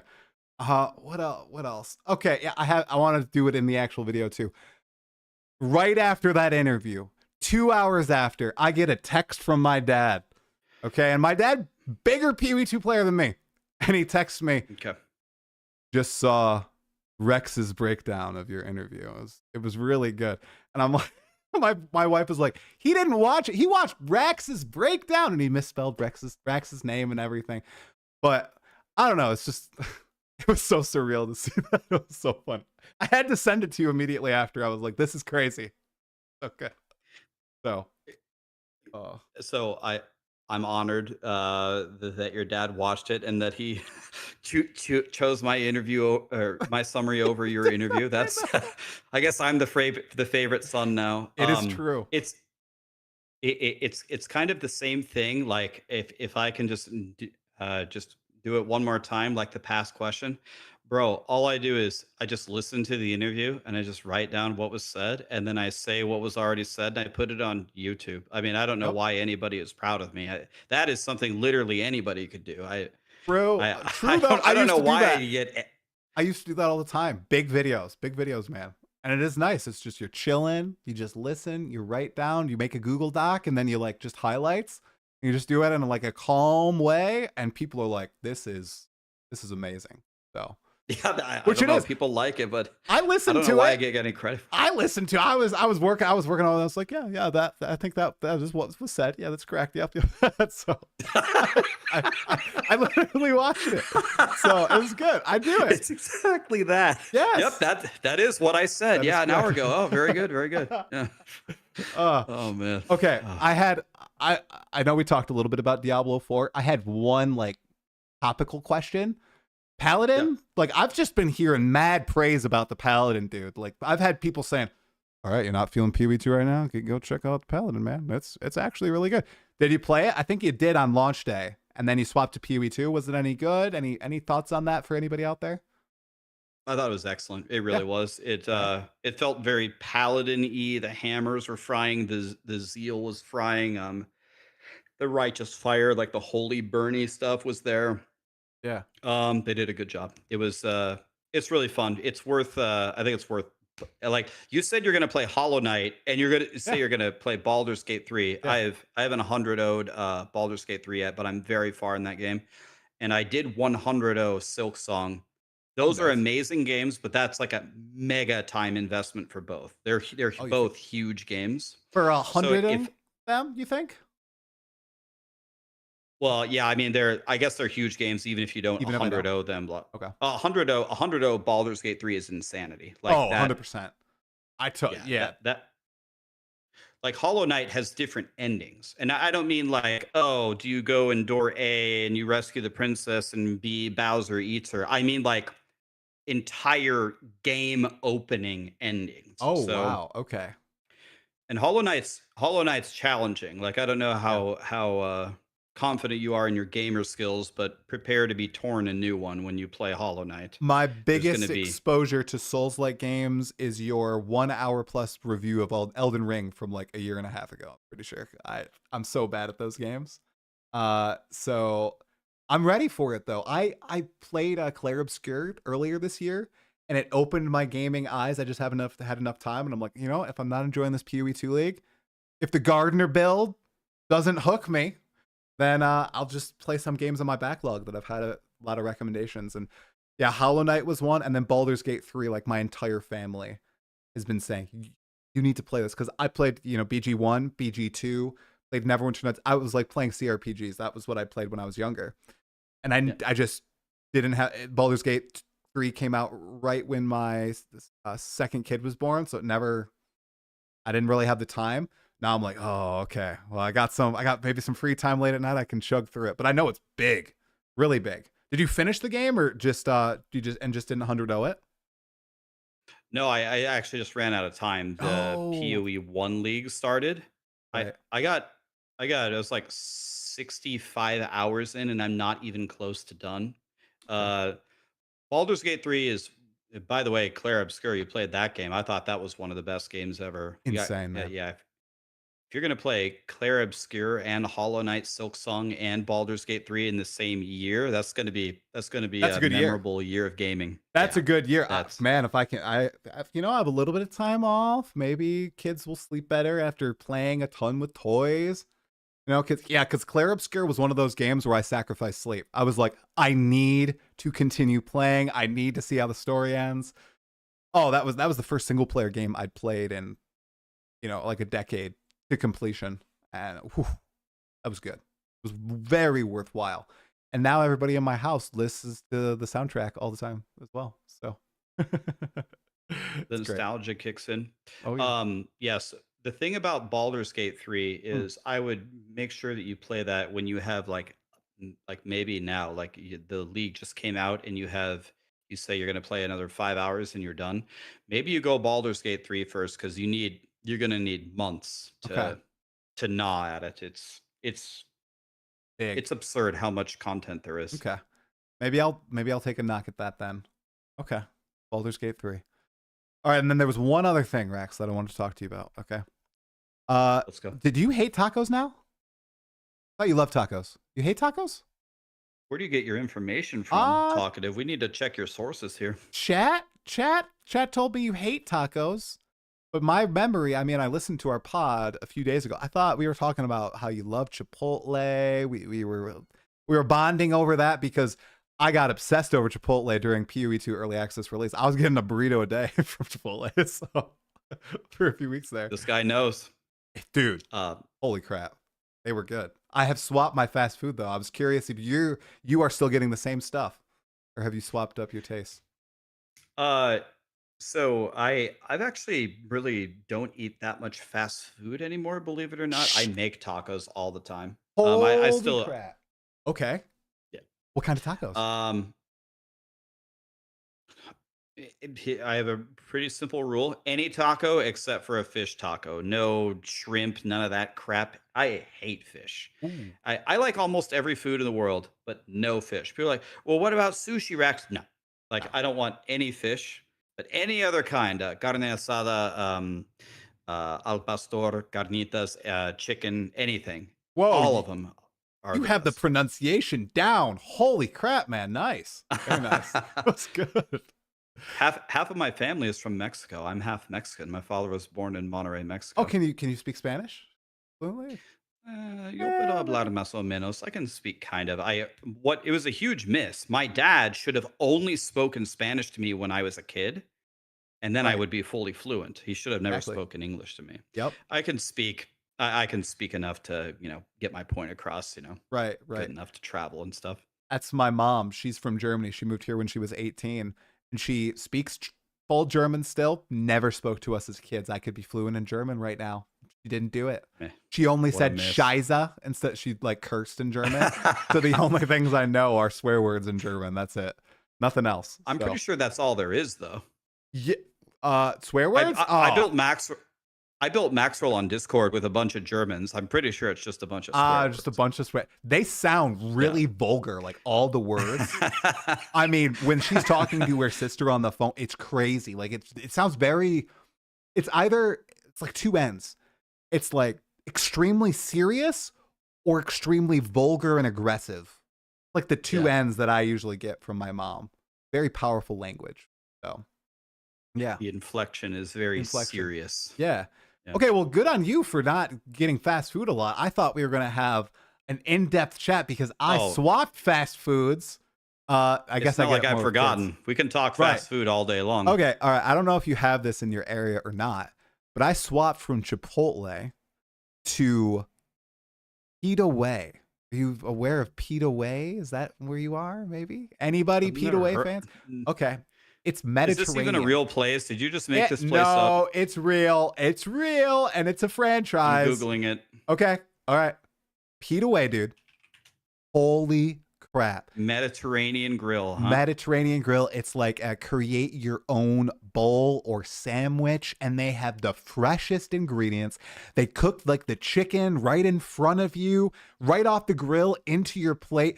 It is like, as long as you don't drench your stuff in sauce, it is extremely healthy and like filling, and you feel rejuvenated when you eat it. And if you bring your kids in, they give you free kids bowls, which are like half the size of a full bowl for free. And I'm like, this is crazy. Oh, yeah, really? That's a killer deal for a family in this economy. In this economy. So what we do, because my kids don't like it, right? So we'll go through, and my wife and I will each get bowls, and then we'll get the 2 kids bowls for free, and we'll have like freaking dinner and lunch the next day. And you can just get like, okay, my kids are gonna get dark meat, and then we're gonna get gyro, and then like we can all, so it can be variety. Dude, best fast food hands down. You're in and out in like 3 minutes. Very efficient line. I haven't found anything to beat it yet. So big W. If I see a Pita Way, I will, no matter how full I am or what life events are occurring, I will slam on the brakes. I'll go there and I'll try it, and I'll send you a video review on Discord. Good. I promise you. If I Good. ever see it, yeah. Good. It's so worth it, man. I've tried other Mediterranean joints too, and this comes out ahead, even though it's like fast food. At least in my area, like it's better. We had a sit down place that they've screwed up my meat a few times, unfortunately, and then we found this place done in like a quarter of the time and way better. Oh, so yeah, highly recommend Pita Way. But you're doing the right pretty thing. Healthy. It looks like a healthy Chipotle bowl. Yeah. Yep. Yeah, it is. It is. As long as you don't like say, also a side of hummus, please, and you get a freaking jar of hummus to just, pour, which I may have done in the past once. Yeah, somebody has a grilled chicken salad for lunch, and then they get the double-decker nachos for dinner as a reward, because as long as they had a salad for lunch, it counts. There you go. There you go. Right. 100%. 100%.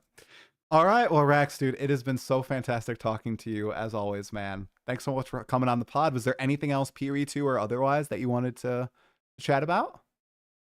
No, I guess the only final question I'd like to ask you is, how are you doing, man, for real? Like, I know this is maybe one of the first times you've been really frustrated and burnt out, and if you want to get something off your chest, I'm listening. Tell me tell me how it's going. Content to content. Yeah, creator. content to content creator. And I talked about this a little earlier on stream. Yeah, it's really unfortunate that I'm kind of known. It's a meme as being the positive person who's never said a bad word about GGG ever in his life, and I just released a scathing review of the patch, and I'm just not enjoying it. I think it's partially in-game reasons and partially out-of-game reasons. So in November of last year, I think that's when I first reached out to you to kind of like hop on, like do this. I did like a hype train where I tried to talk to a bunch of creators and get their opinions on the game, whether they, were grinders or just kind of casual, tiny creators, massive creators like yourself, lots of different opinions. Don't laugh, Raxx. Come on, don't laugh. And that kicked off in November.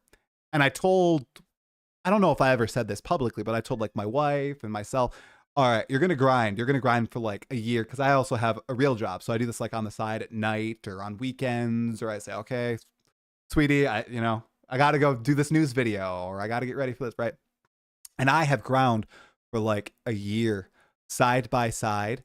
And I think finally I have like reached the end of my rope essentially. And I've kind of realized it's not enough to sustain. One, it's not enough to sustain being a full-time thing. And two, is this even something that I really want to do? And I guess I don't want to draw you in, but I will make vague allusions to it. Like the past week and a half, 2 weeks, just seeing the reaction from a pretty sizable part of the community of the game that I would do this for, right? Because let's be real, You when you become a content creator and you've made your content based on one game, you got to stick to that game and you got to make content for the game for a long time before you can like swap to other games, I think, or just have a huge like cult of personality, which I don't have.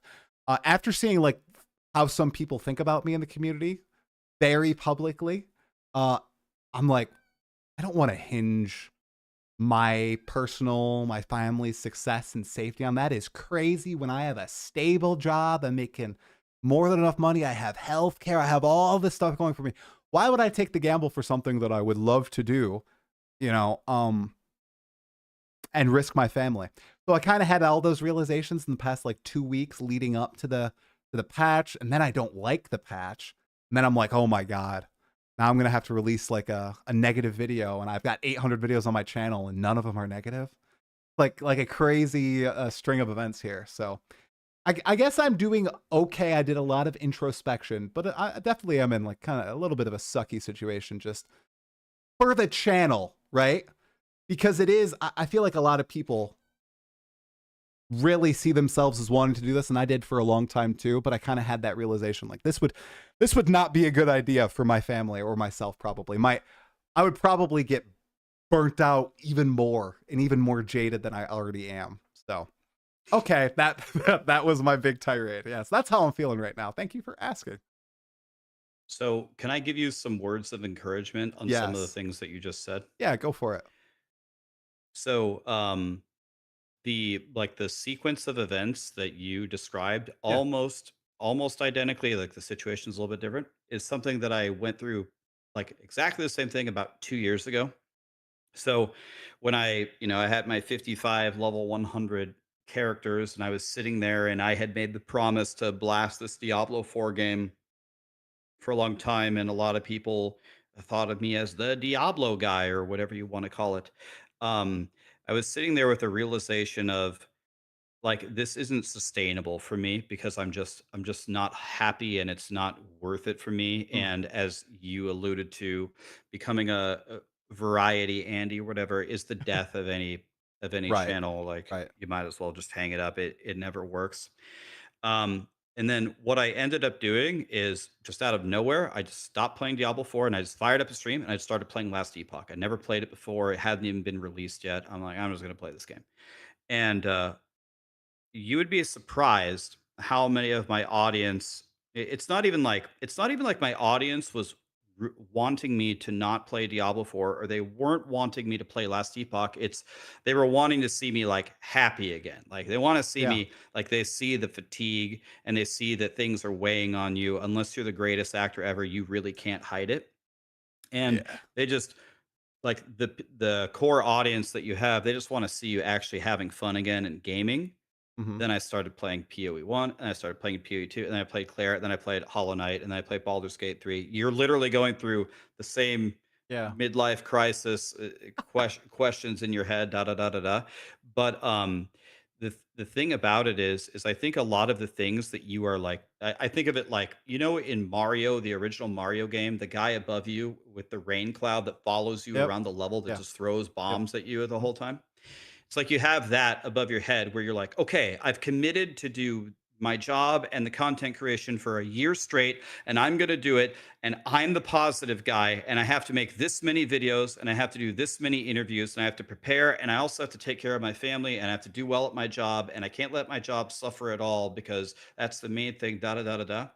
I would I would recommend for you to abolish these bury the little Mario cloud above you entirely and just say if it works for you, obviously, you have to talk Yeah. with your family. Create content the way that you want to. And another thing I'll tell you, another word of encouragement. I I had a chat with someone very high up at Blizzard recently, and I literally, we're talking behind closed doors. I literally told him, I said, I opened with I'm sorry. I'm sorry that I make these videos where I'm so mad at Diablo 4. I'm so mad that we don't get the end game. Um, I can't play because literally I can't play, and my audience it turns so toxic because now a lot of the people that watch me now they really like Path of Exile and they moved on from Diablo and they hate it. And when I play Diablo, it's their opportunity to hate it again. But you want to know what he said to me? I bet he would say the same thing to you that grinding your games would say to you if you haven't talked to them yet. He said, we love talking to you because we know when we do a big like internal presentation on the Discord, you're going to be the one who critiques it. You're going to be the one who says that's not going to work. That's not what they want. And that's valuable. Like the people who just sit around and say yes, who are positive, even you know that meme with the dog, everything is fine. And they're Yes. just sitting there like everything's fine when it really isn't. I think that you making this video saying that you're normally very positive, but this league sucks is some of the best feedback that they could have gotten. I think it means more from you saying that the league was bad than it does from me saying that the league was good. So I think a lot of these things are just a Mario cloud following Good you, and analogy. you can just get rid of it. I think Yeah. you just get rid of it and create content how you want to. Do you want to play 4 days a week or not? Do you want to play Hollow Knight? Play it. If you're getting your ass kicked, which you will, I and you will. hate it, then play Baldur's Gate 3. You know what I mean? It's like Yeah. when you get rid of those things, I think you will feel better, and maybe you will find you can do both of them in harmony very easily. It's really funny, Raxx, because, people are saying I have the lights down low, I've got a candle, I've got my shirt zipped down. It's funny because my wife almost said exactly what you just said to me last night when we talked. Yeah. Words of wisdom. That's exactly what she said.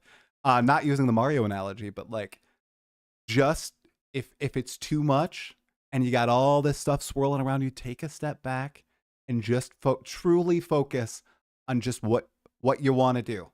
Don't push yourself, like you said, to be doing all this crap and juggling all these different things and worrying about like, oh my gosh, I'm going to have a huge reaction because you're releasing a negative video. All these people are going to be talking.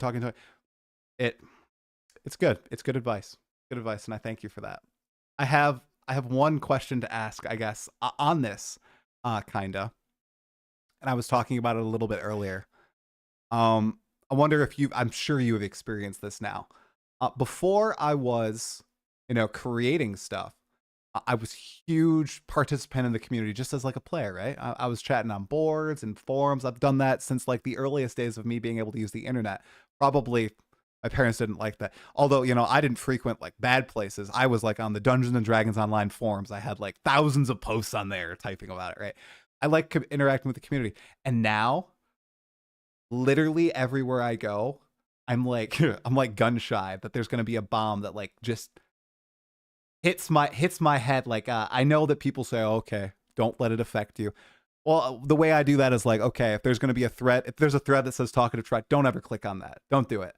If people are crap talking on your videos and saying very bad things, saying KMS and stuff, mute them, block them from your channel. Okay, great. But man, dude, like I'll open global chat and like people will just be talking mad crap about me, and it's so weird. And it's like I don't know how my brain doesn't know how to react to it. And it's like I really want to just enjoy the game sometimes, and I can't, and participate in the community as a player. Is that something that kind of just goes away when you become someone that people know? I don't know. This seems like such a first world problem, but it's something that I'm grappling with, and I can't like Google it. Maybe I should ask this in private, not public. But Bro, you yeah, can ask me anything that you want. That problem, like if there was a solution to that problem, then I think like content creation would officially become like the easiest easiest job you job. could possibly do. Like content creation in terms of like your daily duties, sit in a chair, talk in the Yep. microphone and play games, it's up there with like the easiest thing you can do. Really where all the challenge comes in is inevitably as people start to know you, people will talk about you and people will hate you. And how you deal with that, if again, if there was a solution there, you'd be a billionaire. Um, the thing the thing I think the best way to deal with it is it has to be with yourself. Yeah. So the interview that I did with Diablo 4 a few weeks ago is probably the most negative thing potentially I've ever experienced in my life toward me. The reason why that overall did not that much damage to me is because I sat back and I asked myself, like, was it really that much of a disaster? And I looked at my questions. I'm like, Bro, I ask them such difficult questions that are at the core of everything that I think that everyone, at least most people, believe is a problem. And I'm like, Mm, like it didn't end up the way that I wanted to do it, and I could right. have done it better. Yeah. But people are acting like I've completely failed them. It's like, bro, I asked them a lot of the questions, and if I can live with it internally, if I can live with Right. it myself, it makes it much easier to tune out all the noise. As you said, a huge, huge portion of it is to not engage with it, right? So, like if your wife is checking or your dad is checking and you're checking and everyone's relaying to you Yeah. all the information. I'll give you a specific example. Yeah. My brother does my YouTube. He wrote Maxwell Guides for a long time. He knows these games very well. For a long time, he would tell me like, "Hey, there's this one guy who's going ape shit in the comments, just letting you know, like saying this or that or this or that." A couple years into it, I told him, "Don't ever tell me about it anymore. I just don't want to hear it. I if you have constructive feedback to give me or something I can work on, eh, give me that all the time. If there's like an obstacle in my way, either remove it for me or just don't let me know that it's there because I'm trying to clear my mind and go down this path."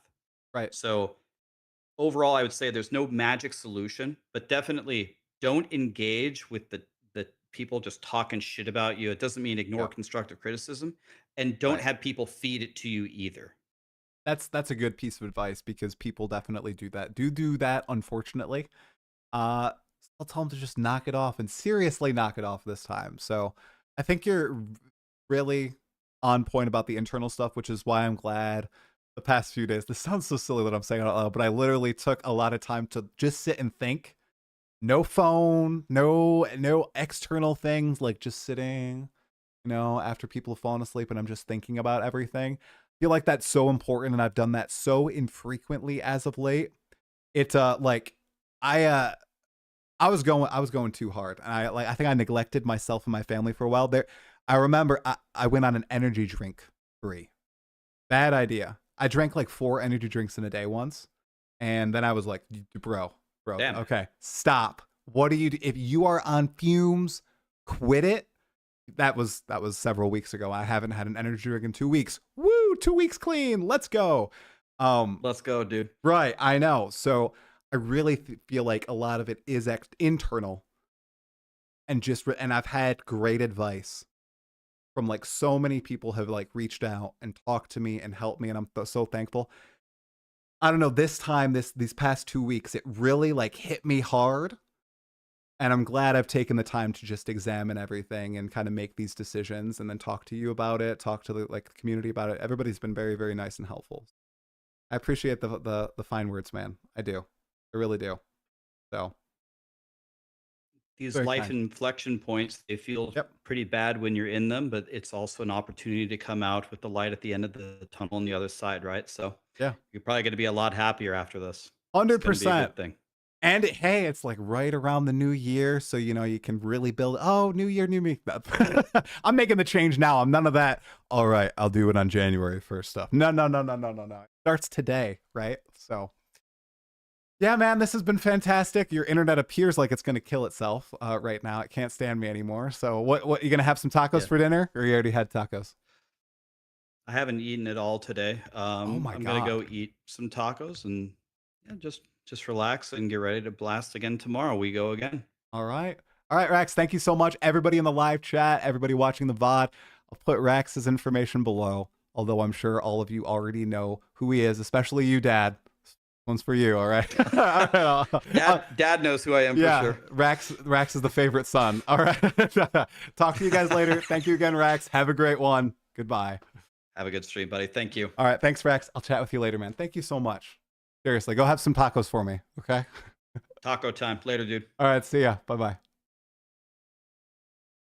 Well, I didn't plan on talking about that, but he asked, so might as well.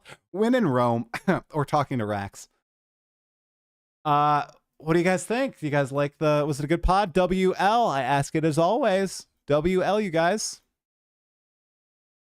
Oh, hey, DM, what's going on, man? I saw you're playing Wolf. I wonder if I made a mistake with Bear because I'm playing Wolf in Campaign Act 1 with my wife, and oh my god, it's so much fun. And Wolf pops are crazy. The ice shards are so satisfying. It's like it's given me like Ice Strike Monk vibes, but it looks way cooler, and the massive slap backwards. Oh, it's good. It's good. W. Which Hunter Wolf are you at? Are you using like dual trees? That's pretty sick. If you're making that work, pretty cool. Hey Connor, what's going on, dude? Connor, oh, aren't you excited for our chat Sunday? You want to talk about this too, Connor? By the way, I'm wearing red sweatpants. I'm not wearing blue sweatpants. Oh. Connor, you don't post commentary videos, so I'm unaware, and I don't get to watch many streams. So I am wholly unaware of your reception to the patch besides your day 2 stream title where you said, well, I was having a blast in the campaign. I think it was called like, they should like only work on Path of Exile 1, or they should quit development and only work on Path of Exile 1. That was like your stream title. And I was like, oh yeah, here we go. Connor is always toxic positive. Oh my God, it's going to be so good. Holy crap. We're going to be bouncing off each other, man. I know I've got the bright red pants. They are sweats though. Invoker Wolf. Yeah, I'm going monk on my wolf. It just seems like it makes sense, you know? Quinn said quit PoE 1 to work on PoE 2. True. Okay, wait, but I think Connor said the opposite. I think he said quit on PoE 2 to work on PoE 1, unless I misunderstood the stream title. Quinn said quit PoE 1 to work on PoE 2. True. He is such a brave man. He's such a brave man. I'm glad you enjoy the Raxx podcast. He is so humble. He is so humble. I don't know. But that is like his entire, he's so chill. He's like, I think most of the time he's like the total opposite to me. When I watch his videos, he is so calm. He is always so level-headed. He does not change the inflection of his voice. And that's why, I don't know. See, I do like that content because I listen to all of his videos on the state of the games. I don't listen to his build videos, but I had to call him out when he said no one would miss him. Oh, dude, people would notice if you up and disappeared. I think that's the case with a lot of these guys. Oh, you thought we were still talking about Quinn? Quinn, I haven't seen if Quinn is enjoying the patch or not. I know he's always top of the Twitch channel. Quinn doesn't want more PoE 1 content because he's in regression. In a matter that can be studied and quantified. Oh God. Yeah, Connor, I played the PoE 1 league for like 40 hours this week. So I played keepers. I did 36 challenges in keepers. I don't know. Maybe that's contributing to the burnout. I don't know. I feel like there's a lot of factors, but man, was I frustrated playing the actual game, and I was frustrated at the actual game. So, you watched 150 hours of his Valheim content. Whoa. Number 2 most watched. Wow. I think I'm the only regard that likes them developing both games. I got 850 hours on Raxx this year on my recap. I remember the first time I chatted with Raxx. He opened with, I have no idea why you want to talk with me. I am extremely negative on streams. And everybody says you're the positive guy. So this should be interesting. And then we vibed out for like an hour and a half. It was really good. The try plushie. There's no way they're going to reach out to me. Raxx has way more reach than he will say on stream. Okay, he's got consistently few thousand viewers on Twitch at least. YouTube has like 900 people at least. He's always like top of like the YouTube streaming too. He's got a long reach. I can't see myself playing PoE 1 as a new player there. It's like when I went back and played it after skipping. When I went back and played it, I skipped 1 league. I skipped Mercenaries. It felt like nostalgic and cozy. Yeah, his YouTube is crazy good. PoE1 is garbage. Hard to disagree. I don't think it's garbage. Need to send him a thank you. He's always so sweet. Raxx is so sweet.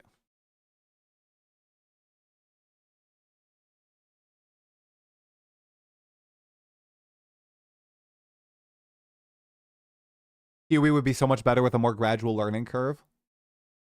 Kiwi 1? Yeah. Oh yeah. I had time, Connor, I had time to sink into that game when I first learned it. I sank a lot more hours into that game to learn all those initial systems, to understand everything. If I was a new player starting now with kids, there's no way I would get into PoE 1 today. I don't think there's any way. I think I would probably bounce from it. Because I'm also someone who doesn't like to watch lots of guides and stuff on YouTube or anything like that. So I think I would not get into it. Good thing I encountered it when I did, before kids. If I asked every 10k hour player what the ailment threshold cap is less than... No, I have no idea. The ailment threshold cap is less than 5 would get it right. Exotic. No way. Yes. Hey, Makad, thanks for the prime, dude, for 11 months. Holy crap. Thank you, thank you.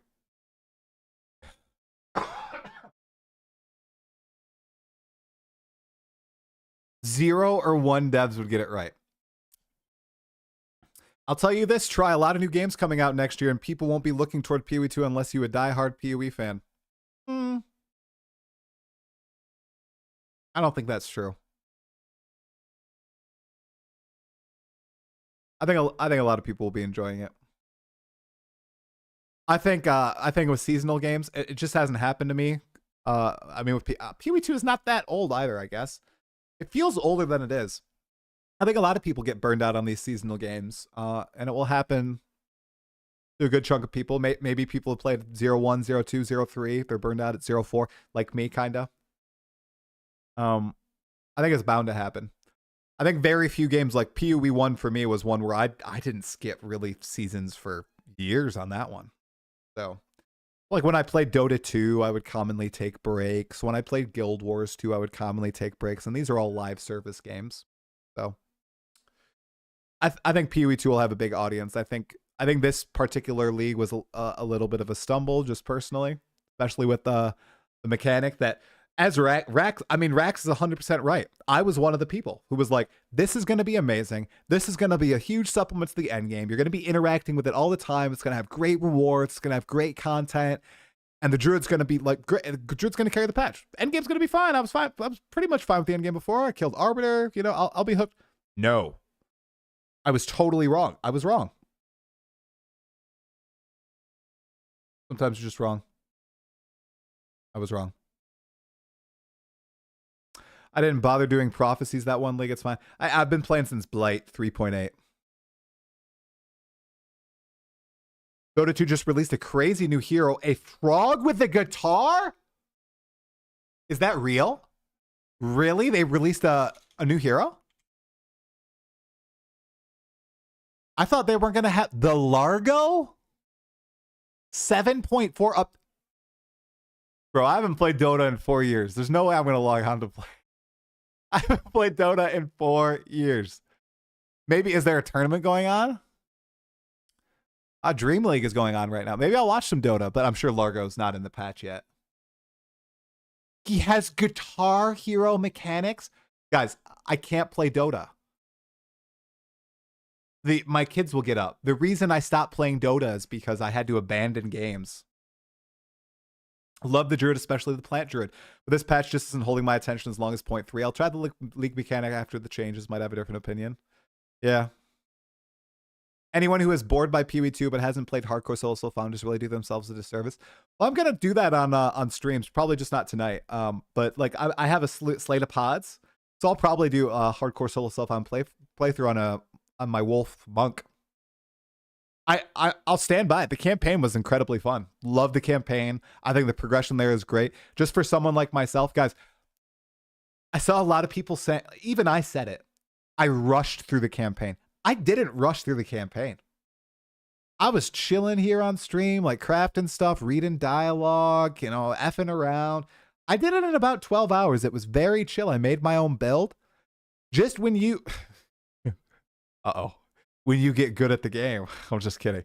Just when you're like continuously playing and you're not dying to bosses and everything, you beat the campaign pretty quickly. I think I did the PoE1 campaign this league in what, 9 hours? 10 hours?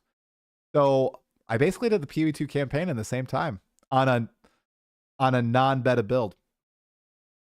You pre-trash talked the game mechanic, then in campaign I took it all back. And then they pulled a 3.27 in the end game. Connor, I loved the Genesis tree in the end game. In the end game for 3.27, man, the defense mechanic. Woo. Ooh. No, I love the campaign. You did 802 for 3.27 and 944 for PoE2. Pretty good. So that kind of tracks with how like mine. You're much faster than me though. No, I think the campaign is great. I think there are a couple zones that are too big, too like labyrinthine. And I think that's it. I think the campaign is great. And Connor. So I was a little different. I was praising it before. I was like, this is gonna be awesome. Praising it during the campaign, I was like, this is awesome. And then I got to endgame and I was like, this is terrible. This is something that I don't want to engage with right now. PoE2 campaign is still fresh enough that it's still fun to run. Yeah. Hey, Grape, what's going on, man? Yeah. I really like running the PoE2 campaign. And even going back to PoE1 after one league break, I was chilling in the campaign. It was very easy. But like I said, it was nostalgic. I was just kind of flying through. I was like, it was like if I was to drive the first car that I ever drove again, right? After a break, which I will never drive again. Rip my S10, my little truck. It was all just like so familiar, you know? Good feeling. Just at work last day. Grape, they fired you? No. Did you finish all of your environments on PoE2 and they're getting rid of you, Grape? Did you mean last day of the year, Grape? Holidays, yeah, okay. Yeah, I thought so, yeah. Holidays in New Zealand. They can't. You got to finish Act 6, Grape, okay? Once you finish Act 6, Diablo 2 is that game for you. Hey, Young Wadak, what's happening, man? Yeah, I'm level 95. I don't want 4-link jewels in every room. Do they have Greater Exalted, Greater Trans, and all that stuff in the temple once you get to higher area levels? Oh, you've been on PoE1, Grape. Oh. Spoilers? They don't. Yeah, I don't think I'm getting far. Have I seen the new shape shit? Oh, crap. Guys, I should log into PoE2 because GGG did provide me with mystery boxes.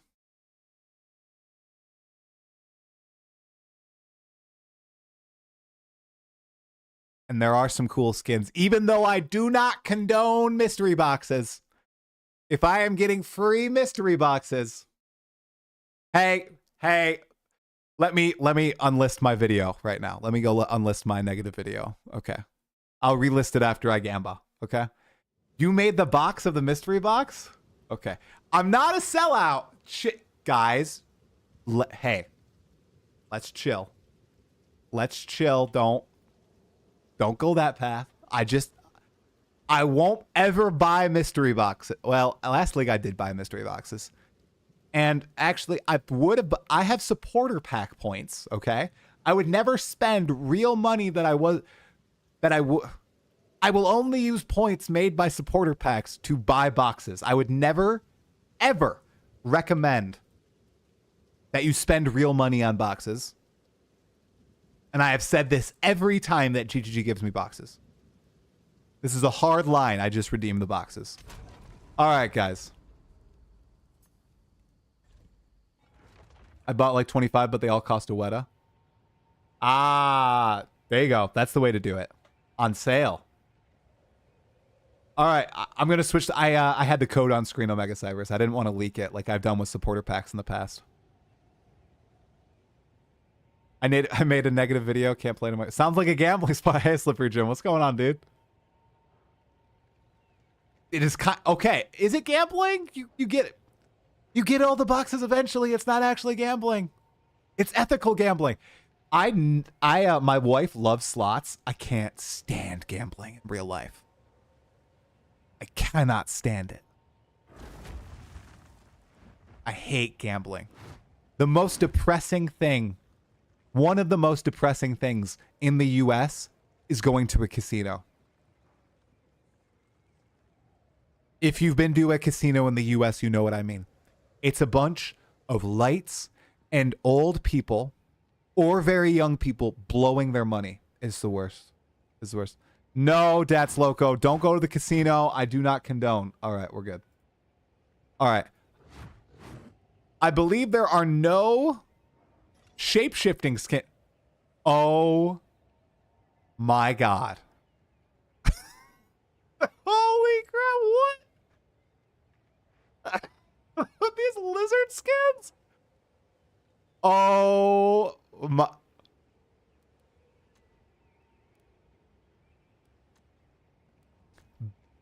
Bat wyvern shapeshift effect? Crocolisk? 150.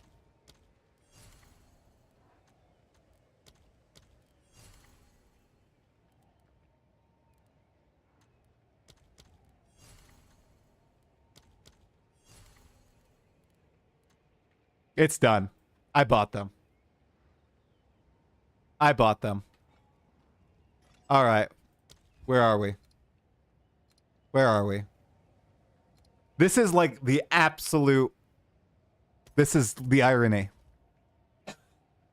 I've spent 300 hours in the game, guys. It's fine that I buy the skins, even if I'm not enjoying the league. I know, support with your wallet and all that. Come on, though. Oh...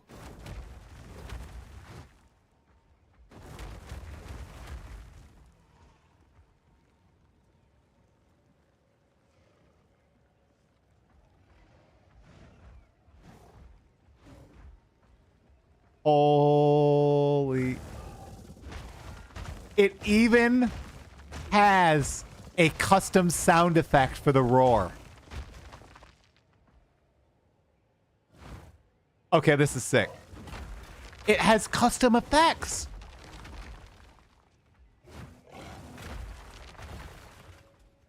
All right, guys, they cooked with these. I think I might play a little bit more of the league. I'm just kidding. Holy crap, these are so cool. All right, all right. Anyway, all right, we're a crocodile now. It even has the runes on it. I bet it has the cool effect with Ancestral Cry. Okay, guys, here's sprint. Here's the roll. It's still just a little hop. Okay. We all know what we should be thinking right now. We need to make a Triceratops skin happen for the bear. We need to do it. Okay? All right. All right, any other special... Oh, the Fury of the Mountain. We already did that one. Oh my gosh, it has the special sign. Look at how sick that is. All right, guys, they cooked with the shit. Hey, I think they killed with the Druid. The Druid is freaking great. I just got burnt. Let's call it like I said. I got burned out on the end game, you guys. I was totally wrong. I got totally burned out on the end game. I got frustrated with the loot drops. I think that loot drop, the support gem thing pissed me off to no end. I got to engage with trade. I don't want to have to engage with trade, I guess, for the simplest of things. I felt like I wasn't getting any gear upgrades, you know? It's just the end game. Tier 3 Waystones. Tier 3 Waystones. The meme is real. I'm not going to kill the Arbiter this league, guys. Oh my God. Try shift plus spacebar to roll.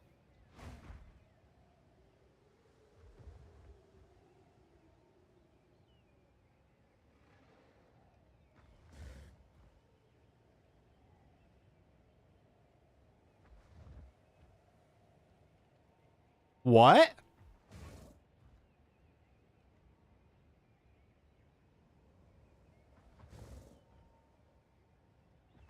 What is this?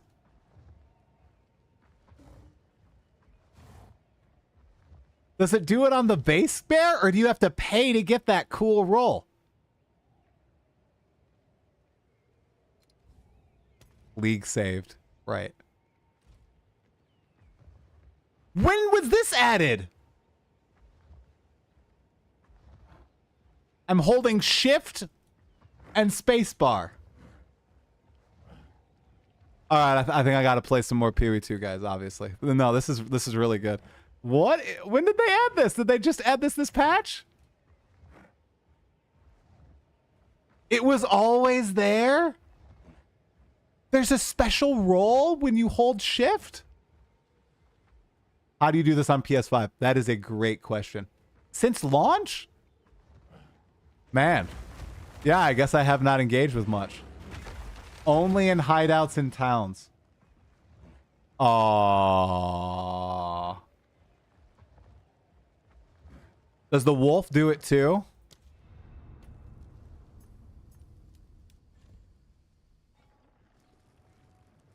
Only on the bear. Okay.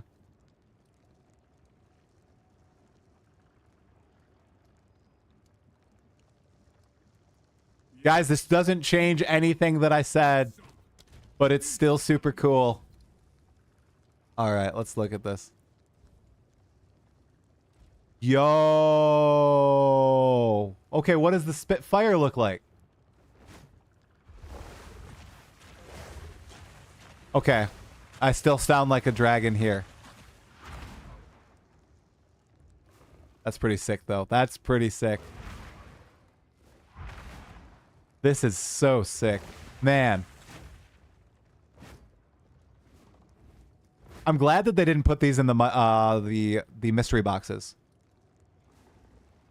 I expected it to make squeak noises, yeah. Why'd you change characters? Because I have wolf, or at least I thought I had wolf skills on here. I wanted to show the different. I have all bear skills on my other guy, and like I was talking about, I'm struck. Oh my god.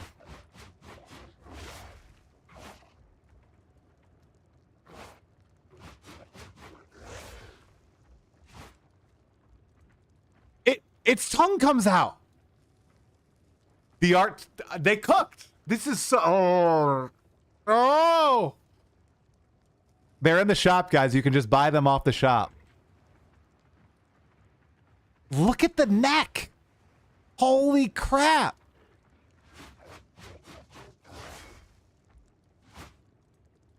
I think this might be my favorite one.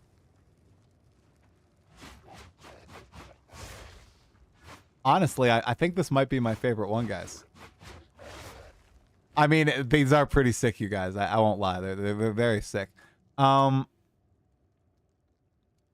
am... Did I not get credit for killing Geonor with my wife? We killed Geonor. I guess I'll just kill Geonor with this character right now. We'll just get a little bit of action. What's going on? Oh, there we go. Okay.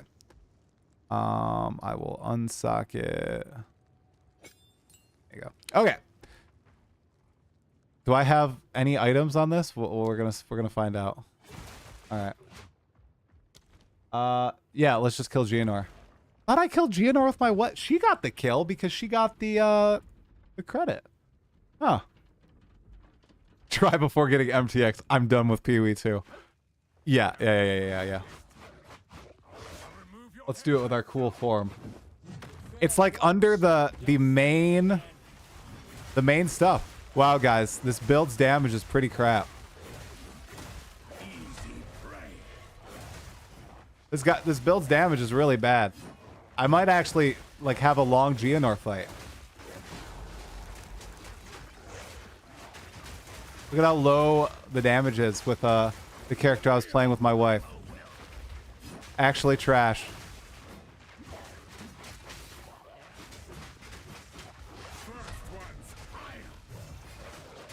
How am I shocking him so much? Do I have light? Oh, I have lightning damage on there. That'll do it. No wonder my wife and I took like 10 minutes to kill Geonor.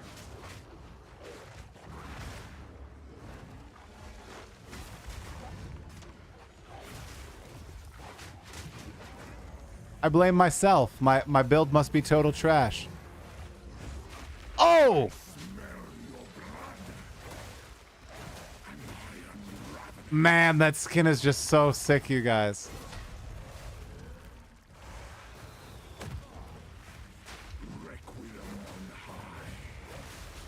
Oh! Oh! Oh, I got frozen and died. Man, this is a terrible talisman. Do you guys see this talisman right here? My wife and I played through Act 1 on this talisman. Isn't that trash? Let me go see if I have a better talisman at the shop or something, and then I'll do it. Hey. It's the talisman. And the fact that I have 0 cold resist. Pretty sure. Alright. What have we got? Let's see. Do I got a talisman in the shop I could buy? Ellie with attacks, crit attack speed. I mean, guys, none of these talismans are much better. The greed will be my end. Try struggling on GNR. Stop trying to tilt me, guys. Stop trying to tilt me. What is this? If you find a pint there. Oh, guys, I don't know how to beat GNR. I need some help. Oh, yeah. Let's equip this and see what happens, you guys. Let's equip that talisman, okay? Nobody saw the talisman. Nobody saw that talisman. Let's see what happens with a different talisman. I purposely play every boss fight 3 to 5 minutes on hardcore. Okay, young Wadak, I know you're flexing on me right now. All right. Yeah, you missed the podcast. Stream's going to end in a sec. We just bought some new microtransactions, so I had to test them out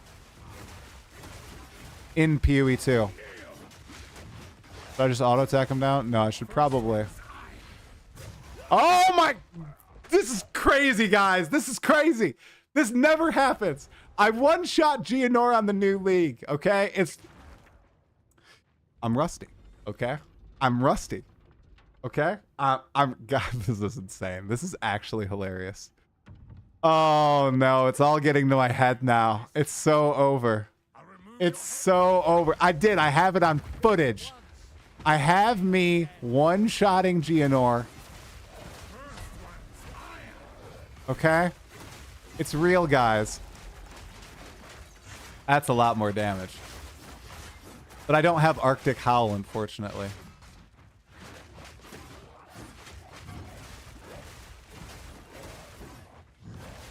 Come on, don't do any big attacks. Don't do any big attacks.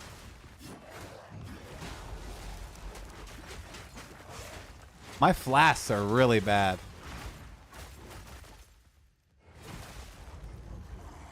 All right, buddy. All right, buddy.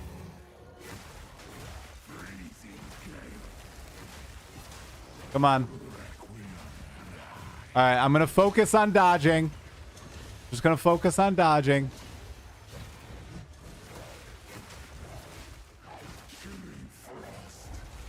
I shouldn't have been so confident the first time, guys, okay? Oh, we're going to actually have to do a phase. Holy crap. I didn't even get a missed phase on League launch, you guys. It was kind of a joke. It was a meme. My bear was so strong. I think it was actually just the talisman I had on my bear. It was kind of busted in Act 1. Whoa! What was happening there?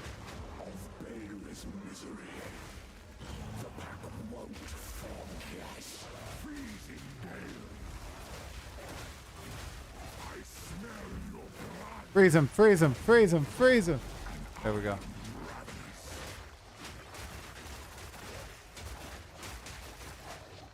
Oh, did I bug him? There he is.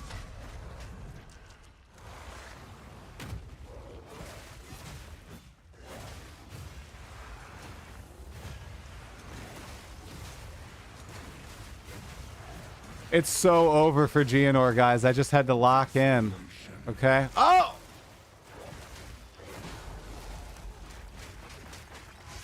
You're done, Gianor.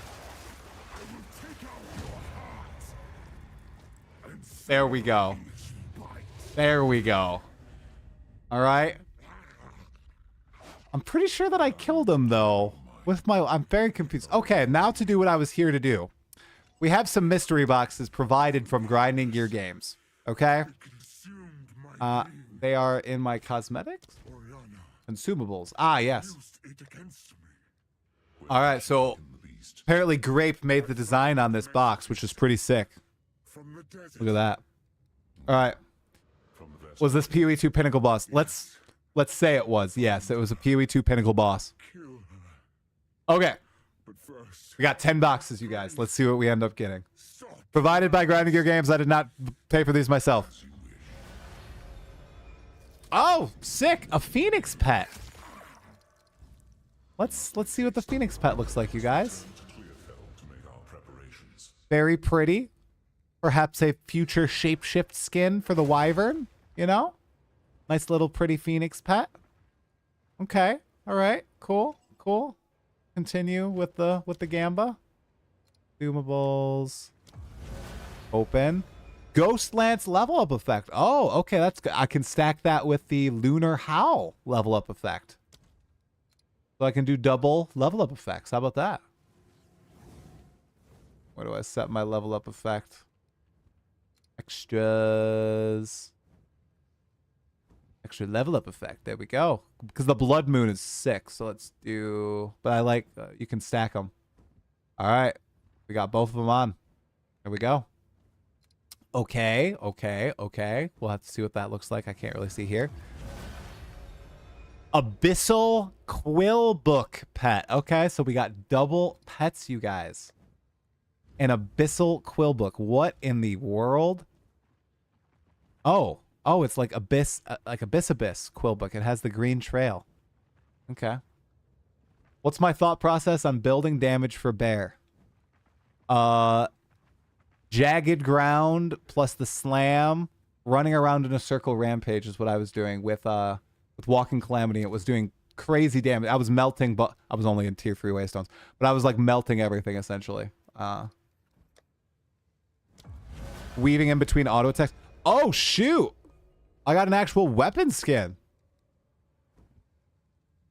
That's cool.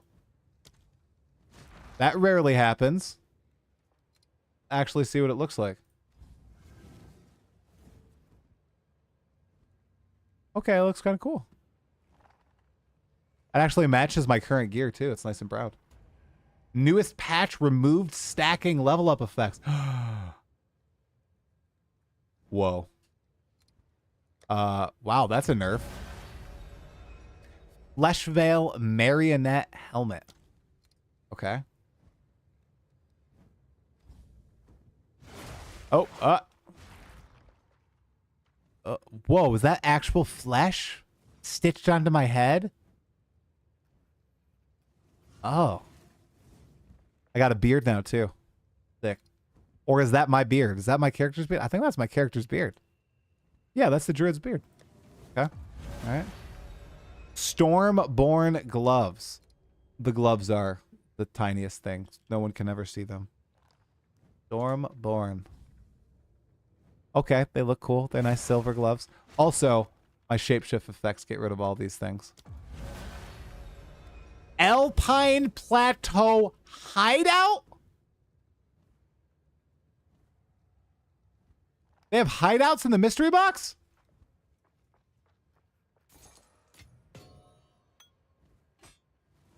What? I read some of the patch notes for the new patch, yeah. Good changes from Grinding Gear Games. I was confident that they would make changes. My video was based on my time playing the patch. It was just my my very subjective opinion. It's an empty hideout? Even better. I like flat hideouts. It's a flat hideout. Uh-oh. Do I have to go on my other character to swap hideouts? Because it's Elva, right? Is Elva in here? Oh, Elva. Are you like... Did I put you somewhere? Have I not unlocked her yet? Do I have to go to my other character? I think I have to go to my other character. All right.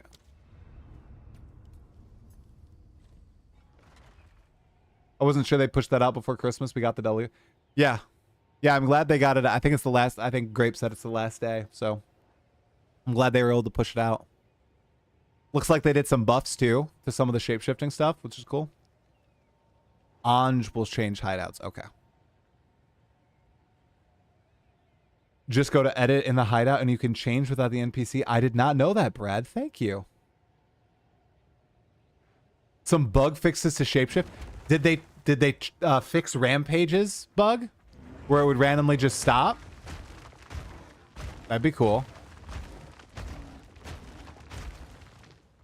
And apparently you can just edit. Select hideout. Oh, well, that's nice. Let's try it. Crap, did you answer? I was behind on screen. What's your thought process on building damage for bear? Yeah, so I did a self-made build. There are lots of people who have way better builds than me, obviously. Wow. So it's flat and minimalist? GGG, I love you. This is exactly what I want. This is exactly what I want. So I would recommend... I can explain my thought process, but I would recommend Raxx did a good video. Captain Lance has a good video on the bear. Dreamcore has a good... And all these guys, I think, have different thoughts on the bear. Dreamcore, Palsteron, they all have really good videos on the bear from what I've seen. My thought process was very simple, because I'm fine with pressing a lot of buttons. Basically, my clear would be Maul, Slam, and when I hit Max Rage... I was using Rampage for a while until it just got too clunky and I was getting stopped by a bunch of mobs. So my clear is really just Maul, Slam. And I was clearing stuff. Maul, Slam. And I'm just stacking like Jagged Ground and damage on the Slam, essentially. But you don't want to just do the Slam because it's like so slow, especially if you have like slow attack speed through Chilled Ground and stuff in maps or a monster mod. So you got to weave that Maul in between so you're up on your hind legs. And then I have Walking Calamity as well. Every time you get enough glory, which you're constantly generating, if you're generating rage, which you are from just attacking, you press Walking Calamity, and it's basically a massive AoE clear. Helps with clear tremendously. And then on single target, I would be using Fury of the Mountain while the boss like spawns. And then I basically just cause all of these to trigger on top of the boss. And if it was in a good area, I would go and I would do Rampage in a circle around the boss and it would do giga damage. So. Hey, Glidonius. Blaster's hideout, basically. But I'm not a blaster. And I love this hideout. Yeah, totems were also really good. I did have totem right here. It's just another button. So you can use this to trigger Fury of the Mountain as well. Pretty cool, you can see. But yeah, and I was just experimenting with support gems. I currently have no support gems. I kept running maps and I wasn't getting any, so I got kind of frustrated. I don't have any support gems, so I couldn't further experiment with all my stuff because I'm not like looking at any guides. So I'm pretty sure I did like non-optimal stuff. Like I got Ignite 3 on this. Should I be igniting with this? No, probably not. Are these the best for Rampage? I don't know. Walking Calamity. Like I said, I had a Greater Jeweler's Orb and I don't have a support gem. And I know. I could just buy it. I was being a stubborn little butt. So. Oh, they fixed Rampage movement in patch notes? Oh, that's very cool. No, my filter did not stop hiding them. Nope. I'm using the lowest. I'm using NeverSync 1. Sorry, not the lowest. I'm using NeverSync 1, so not the absolute lowest. No, because I was seeing them in the interludes and then campaigns it stopped. I know, they're cheap to buy. It was all like a combination of not getting any gear upgrades myself too. Like I was slamming crap with currency. Like guys, I have, you guys are going to think I'm like crazy. I have 2 divines. Like I could convert that to Exalt and buy gear. But I was like slamming my gear, trying to fix my resistances. I was getting like, especially my my talisman. I like tried like I think 8 different talismans trying to get an upgrade, doing a full like, okay, 2 good mods on a magic, 3 good mods on a, and slamming them and just getting the worst mods, and it was so frustrating. I was like, all I need to do, all I can do is I can literally just go type in talisman and I can get a big upgrade. I know I can do that. I was just frustrated with the game that I wasn't getting the tools in the game besides trade. I know that might sound silly to you guys. That's just like, that was my thought process. That kind of led to a lot of my frustration. So yeah, probably just burned out on the game. So there you go. It is somehow more fun to self-farm upgrades even in Trade League. It is. Yeah, Jim, like people got mad at me in previous leagues, but I would try not to trade for as long as possible because I liked finding the gear myself. I liked crafting the upgrades myself. I remember Omega Cybers, you were basically like forcing me to trade to like fix my resistances one league. I don't know why I'm so opposed to it. And you know another thing? Man, in PoE 1 with the Genesis tree, I didn't have to trade for like anything. I did all my gear myself and it was so cool. And I know it was really simple, really easy. And it was like kind of brainless to make your gear in the Genesis tree, but it still felt way better than trade, personally for me. So yeah, I think the plan is the next few streams you got. Oh wait, did I finish doing the mystery boxes? Did I just do that really long tirade? Oh my gosh. We'll finish out the mystery boxes.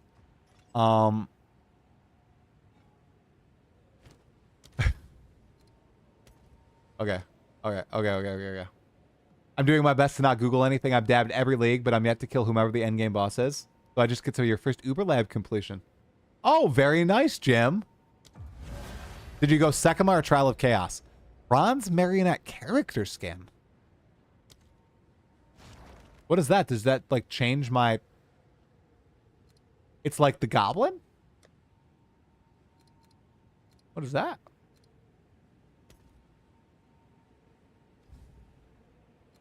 Gotta go naked. Oh, but I'm... Does invisible stuff work in PoE 2 yet? It does. Oh, wow. So I turn into like a clockwork thing? Well, that's kind of interesting. But I can't really be naked on my druid. My druid's base clothes are pretty clothed. Okay, that's pretty cool. I bet it would be cooler on people that are more naked, like the witch or the monk and stuff. Nice. That's pretty lucky. Shattered dodge roll effect. Adds a shattered effect when you dodge roll. Okay, these can either be really cool or like really intrusive. Let's see what it is.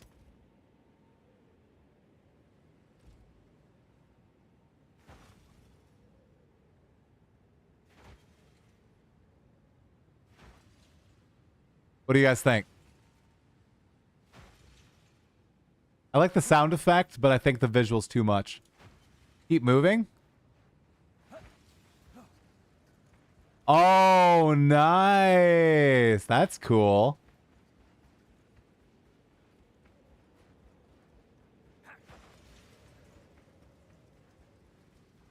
I like that, but when I'm dodge rolling, I feel like it's too much. Okay. All right, the last mystery box. Wabam. I got another hideout? What? What? Dang, I'm lucky. I'm going to keep the snowy hideout, though. I like snow. All right, also, I'm going to quit my freaking crocodile. I'll probably play more. I just need to take a break, guys. I will probably play more of this league. Let me give it a few days. I'm sure the itch will come back to play. Specifically endgame. But right now, I'm burnt out. Plan on stream. Obviously, we have multiple more podcasts, and then we can continue the hardcore run on our Wolf Monk. So,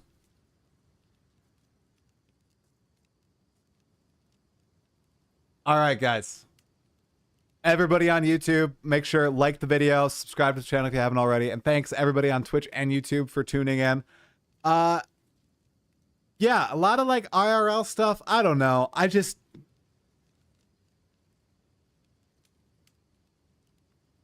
I don't like acting on stream. I did it a little bit after the interview. I acted like it wasn't affecting me. Just the whole mindset around it and the reception to it. And that felt kind of, it felt more exhausting acting than just being authentic. So I think it's fine that we chat about that stuff. As long as I don't dox myself, good to go. Good to go. So thanks all so much for tuning in, you guys. I really appreciate you watching. Hope you enjoyed the podcast with Raxx. I will be back on Saturday night as a guest on Blaze's podcast. But before then, I think we might do some hardcore. We got to catch up to Blaze. Blaze is like at level 95, right? We got to at least beat Act 1 on hardcore, right? So between dad and bro, who's going to win Arbiter? My bro. Totally. Totally my bro. Sorry, my dad. My dad. 100% my dad. All right, let's find somebody to raid. We got anybody online? We got Balor. We got Balor mage up. Let's raid Balor. Here you go. Got the raid started. All right, dudes. What time? Oh my god, it's 10:16. Holy crap. Oh boy. All right. All right. Well, late night, guys. Have a good one. I'll talk to you later. Bye-bye.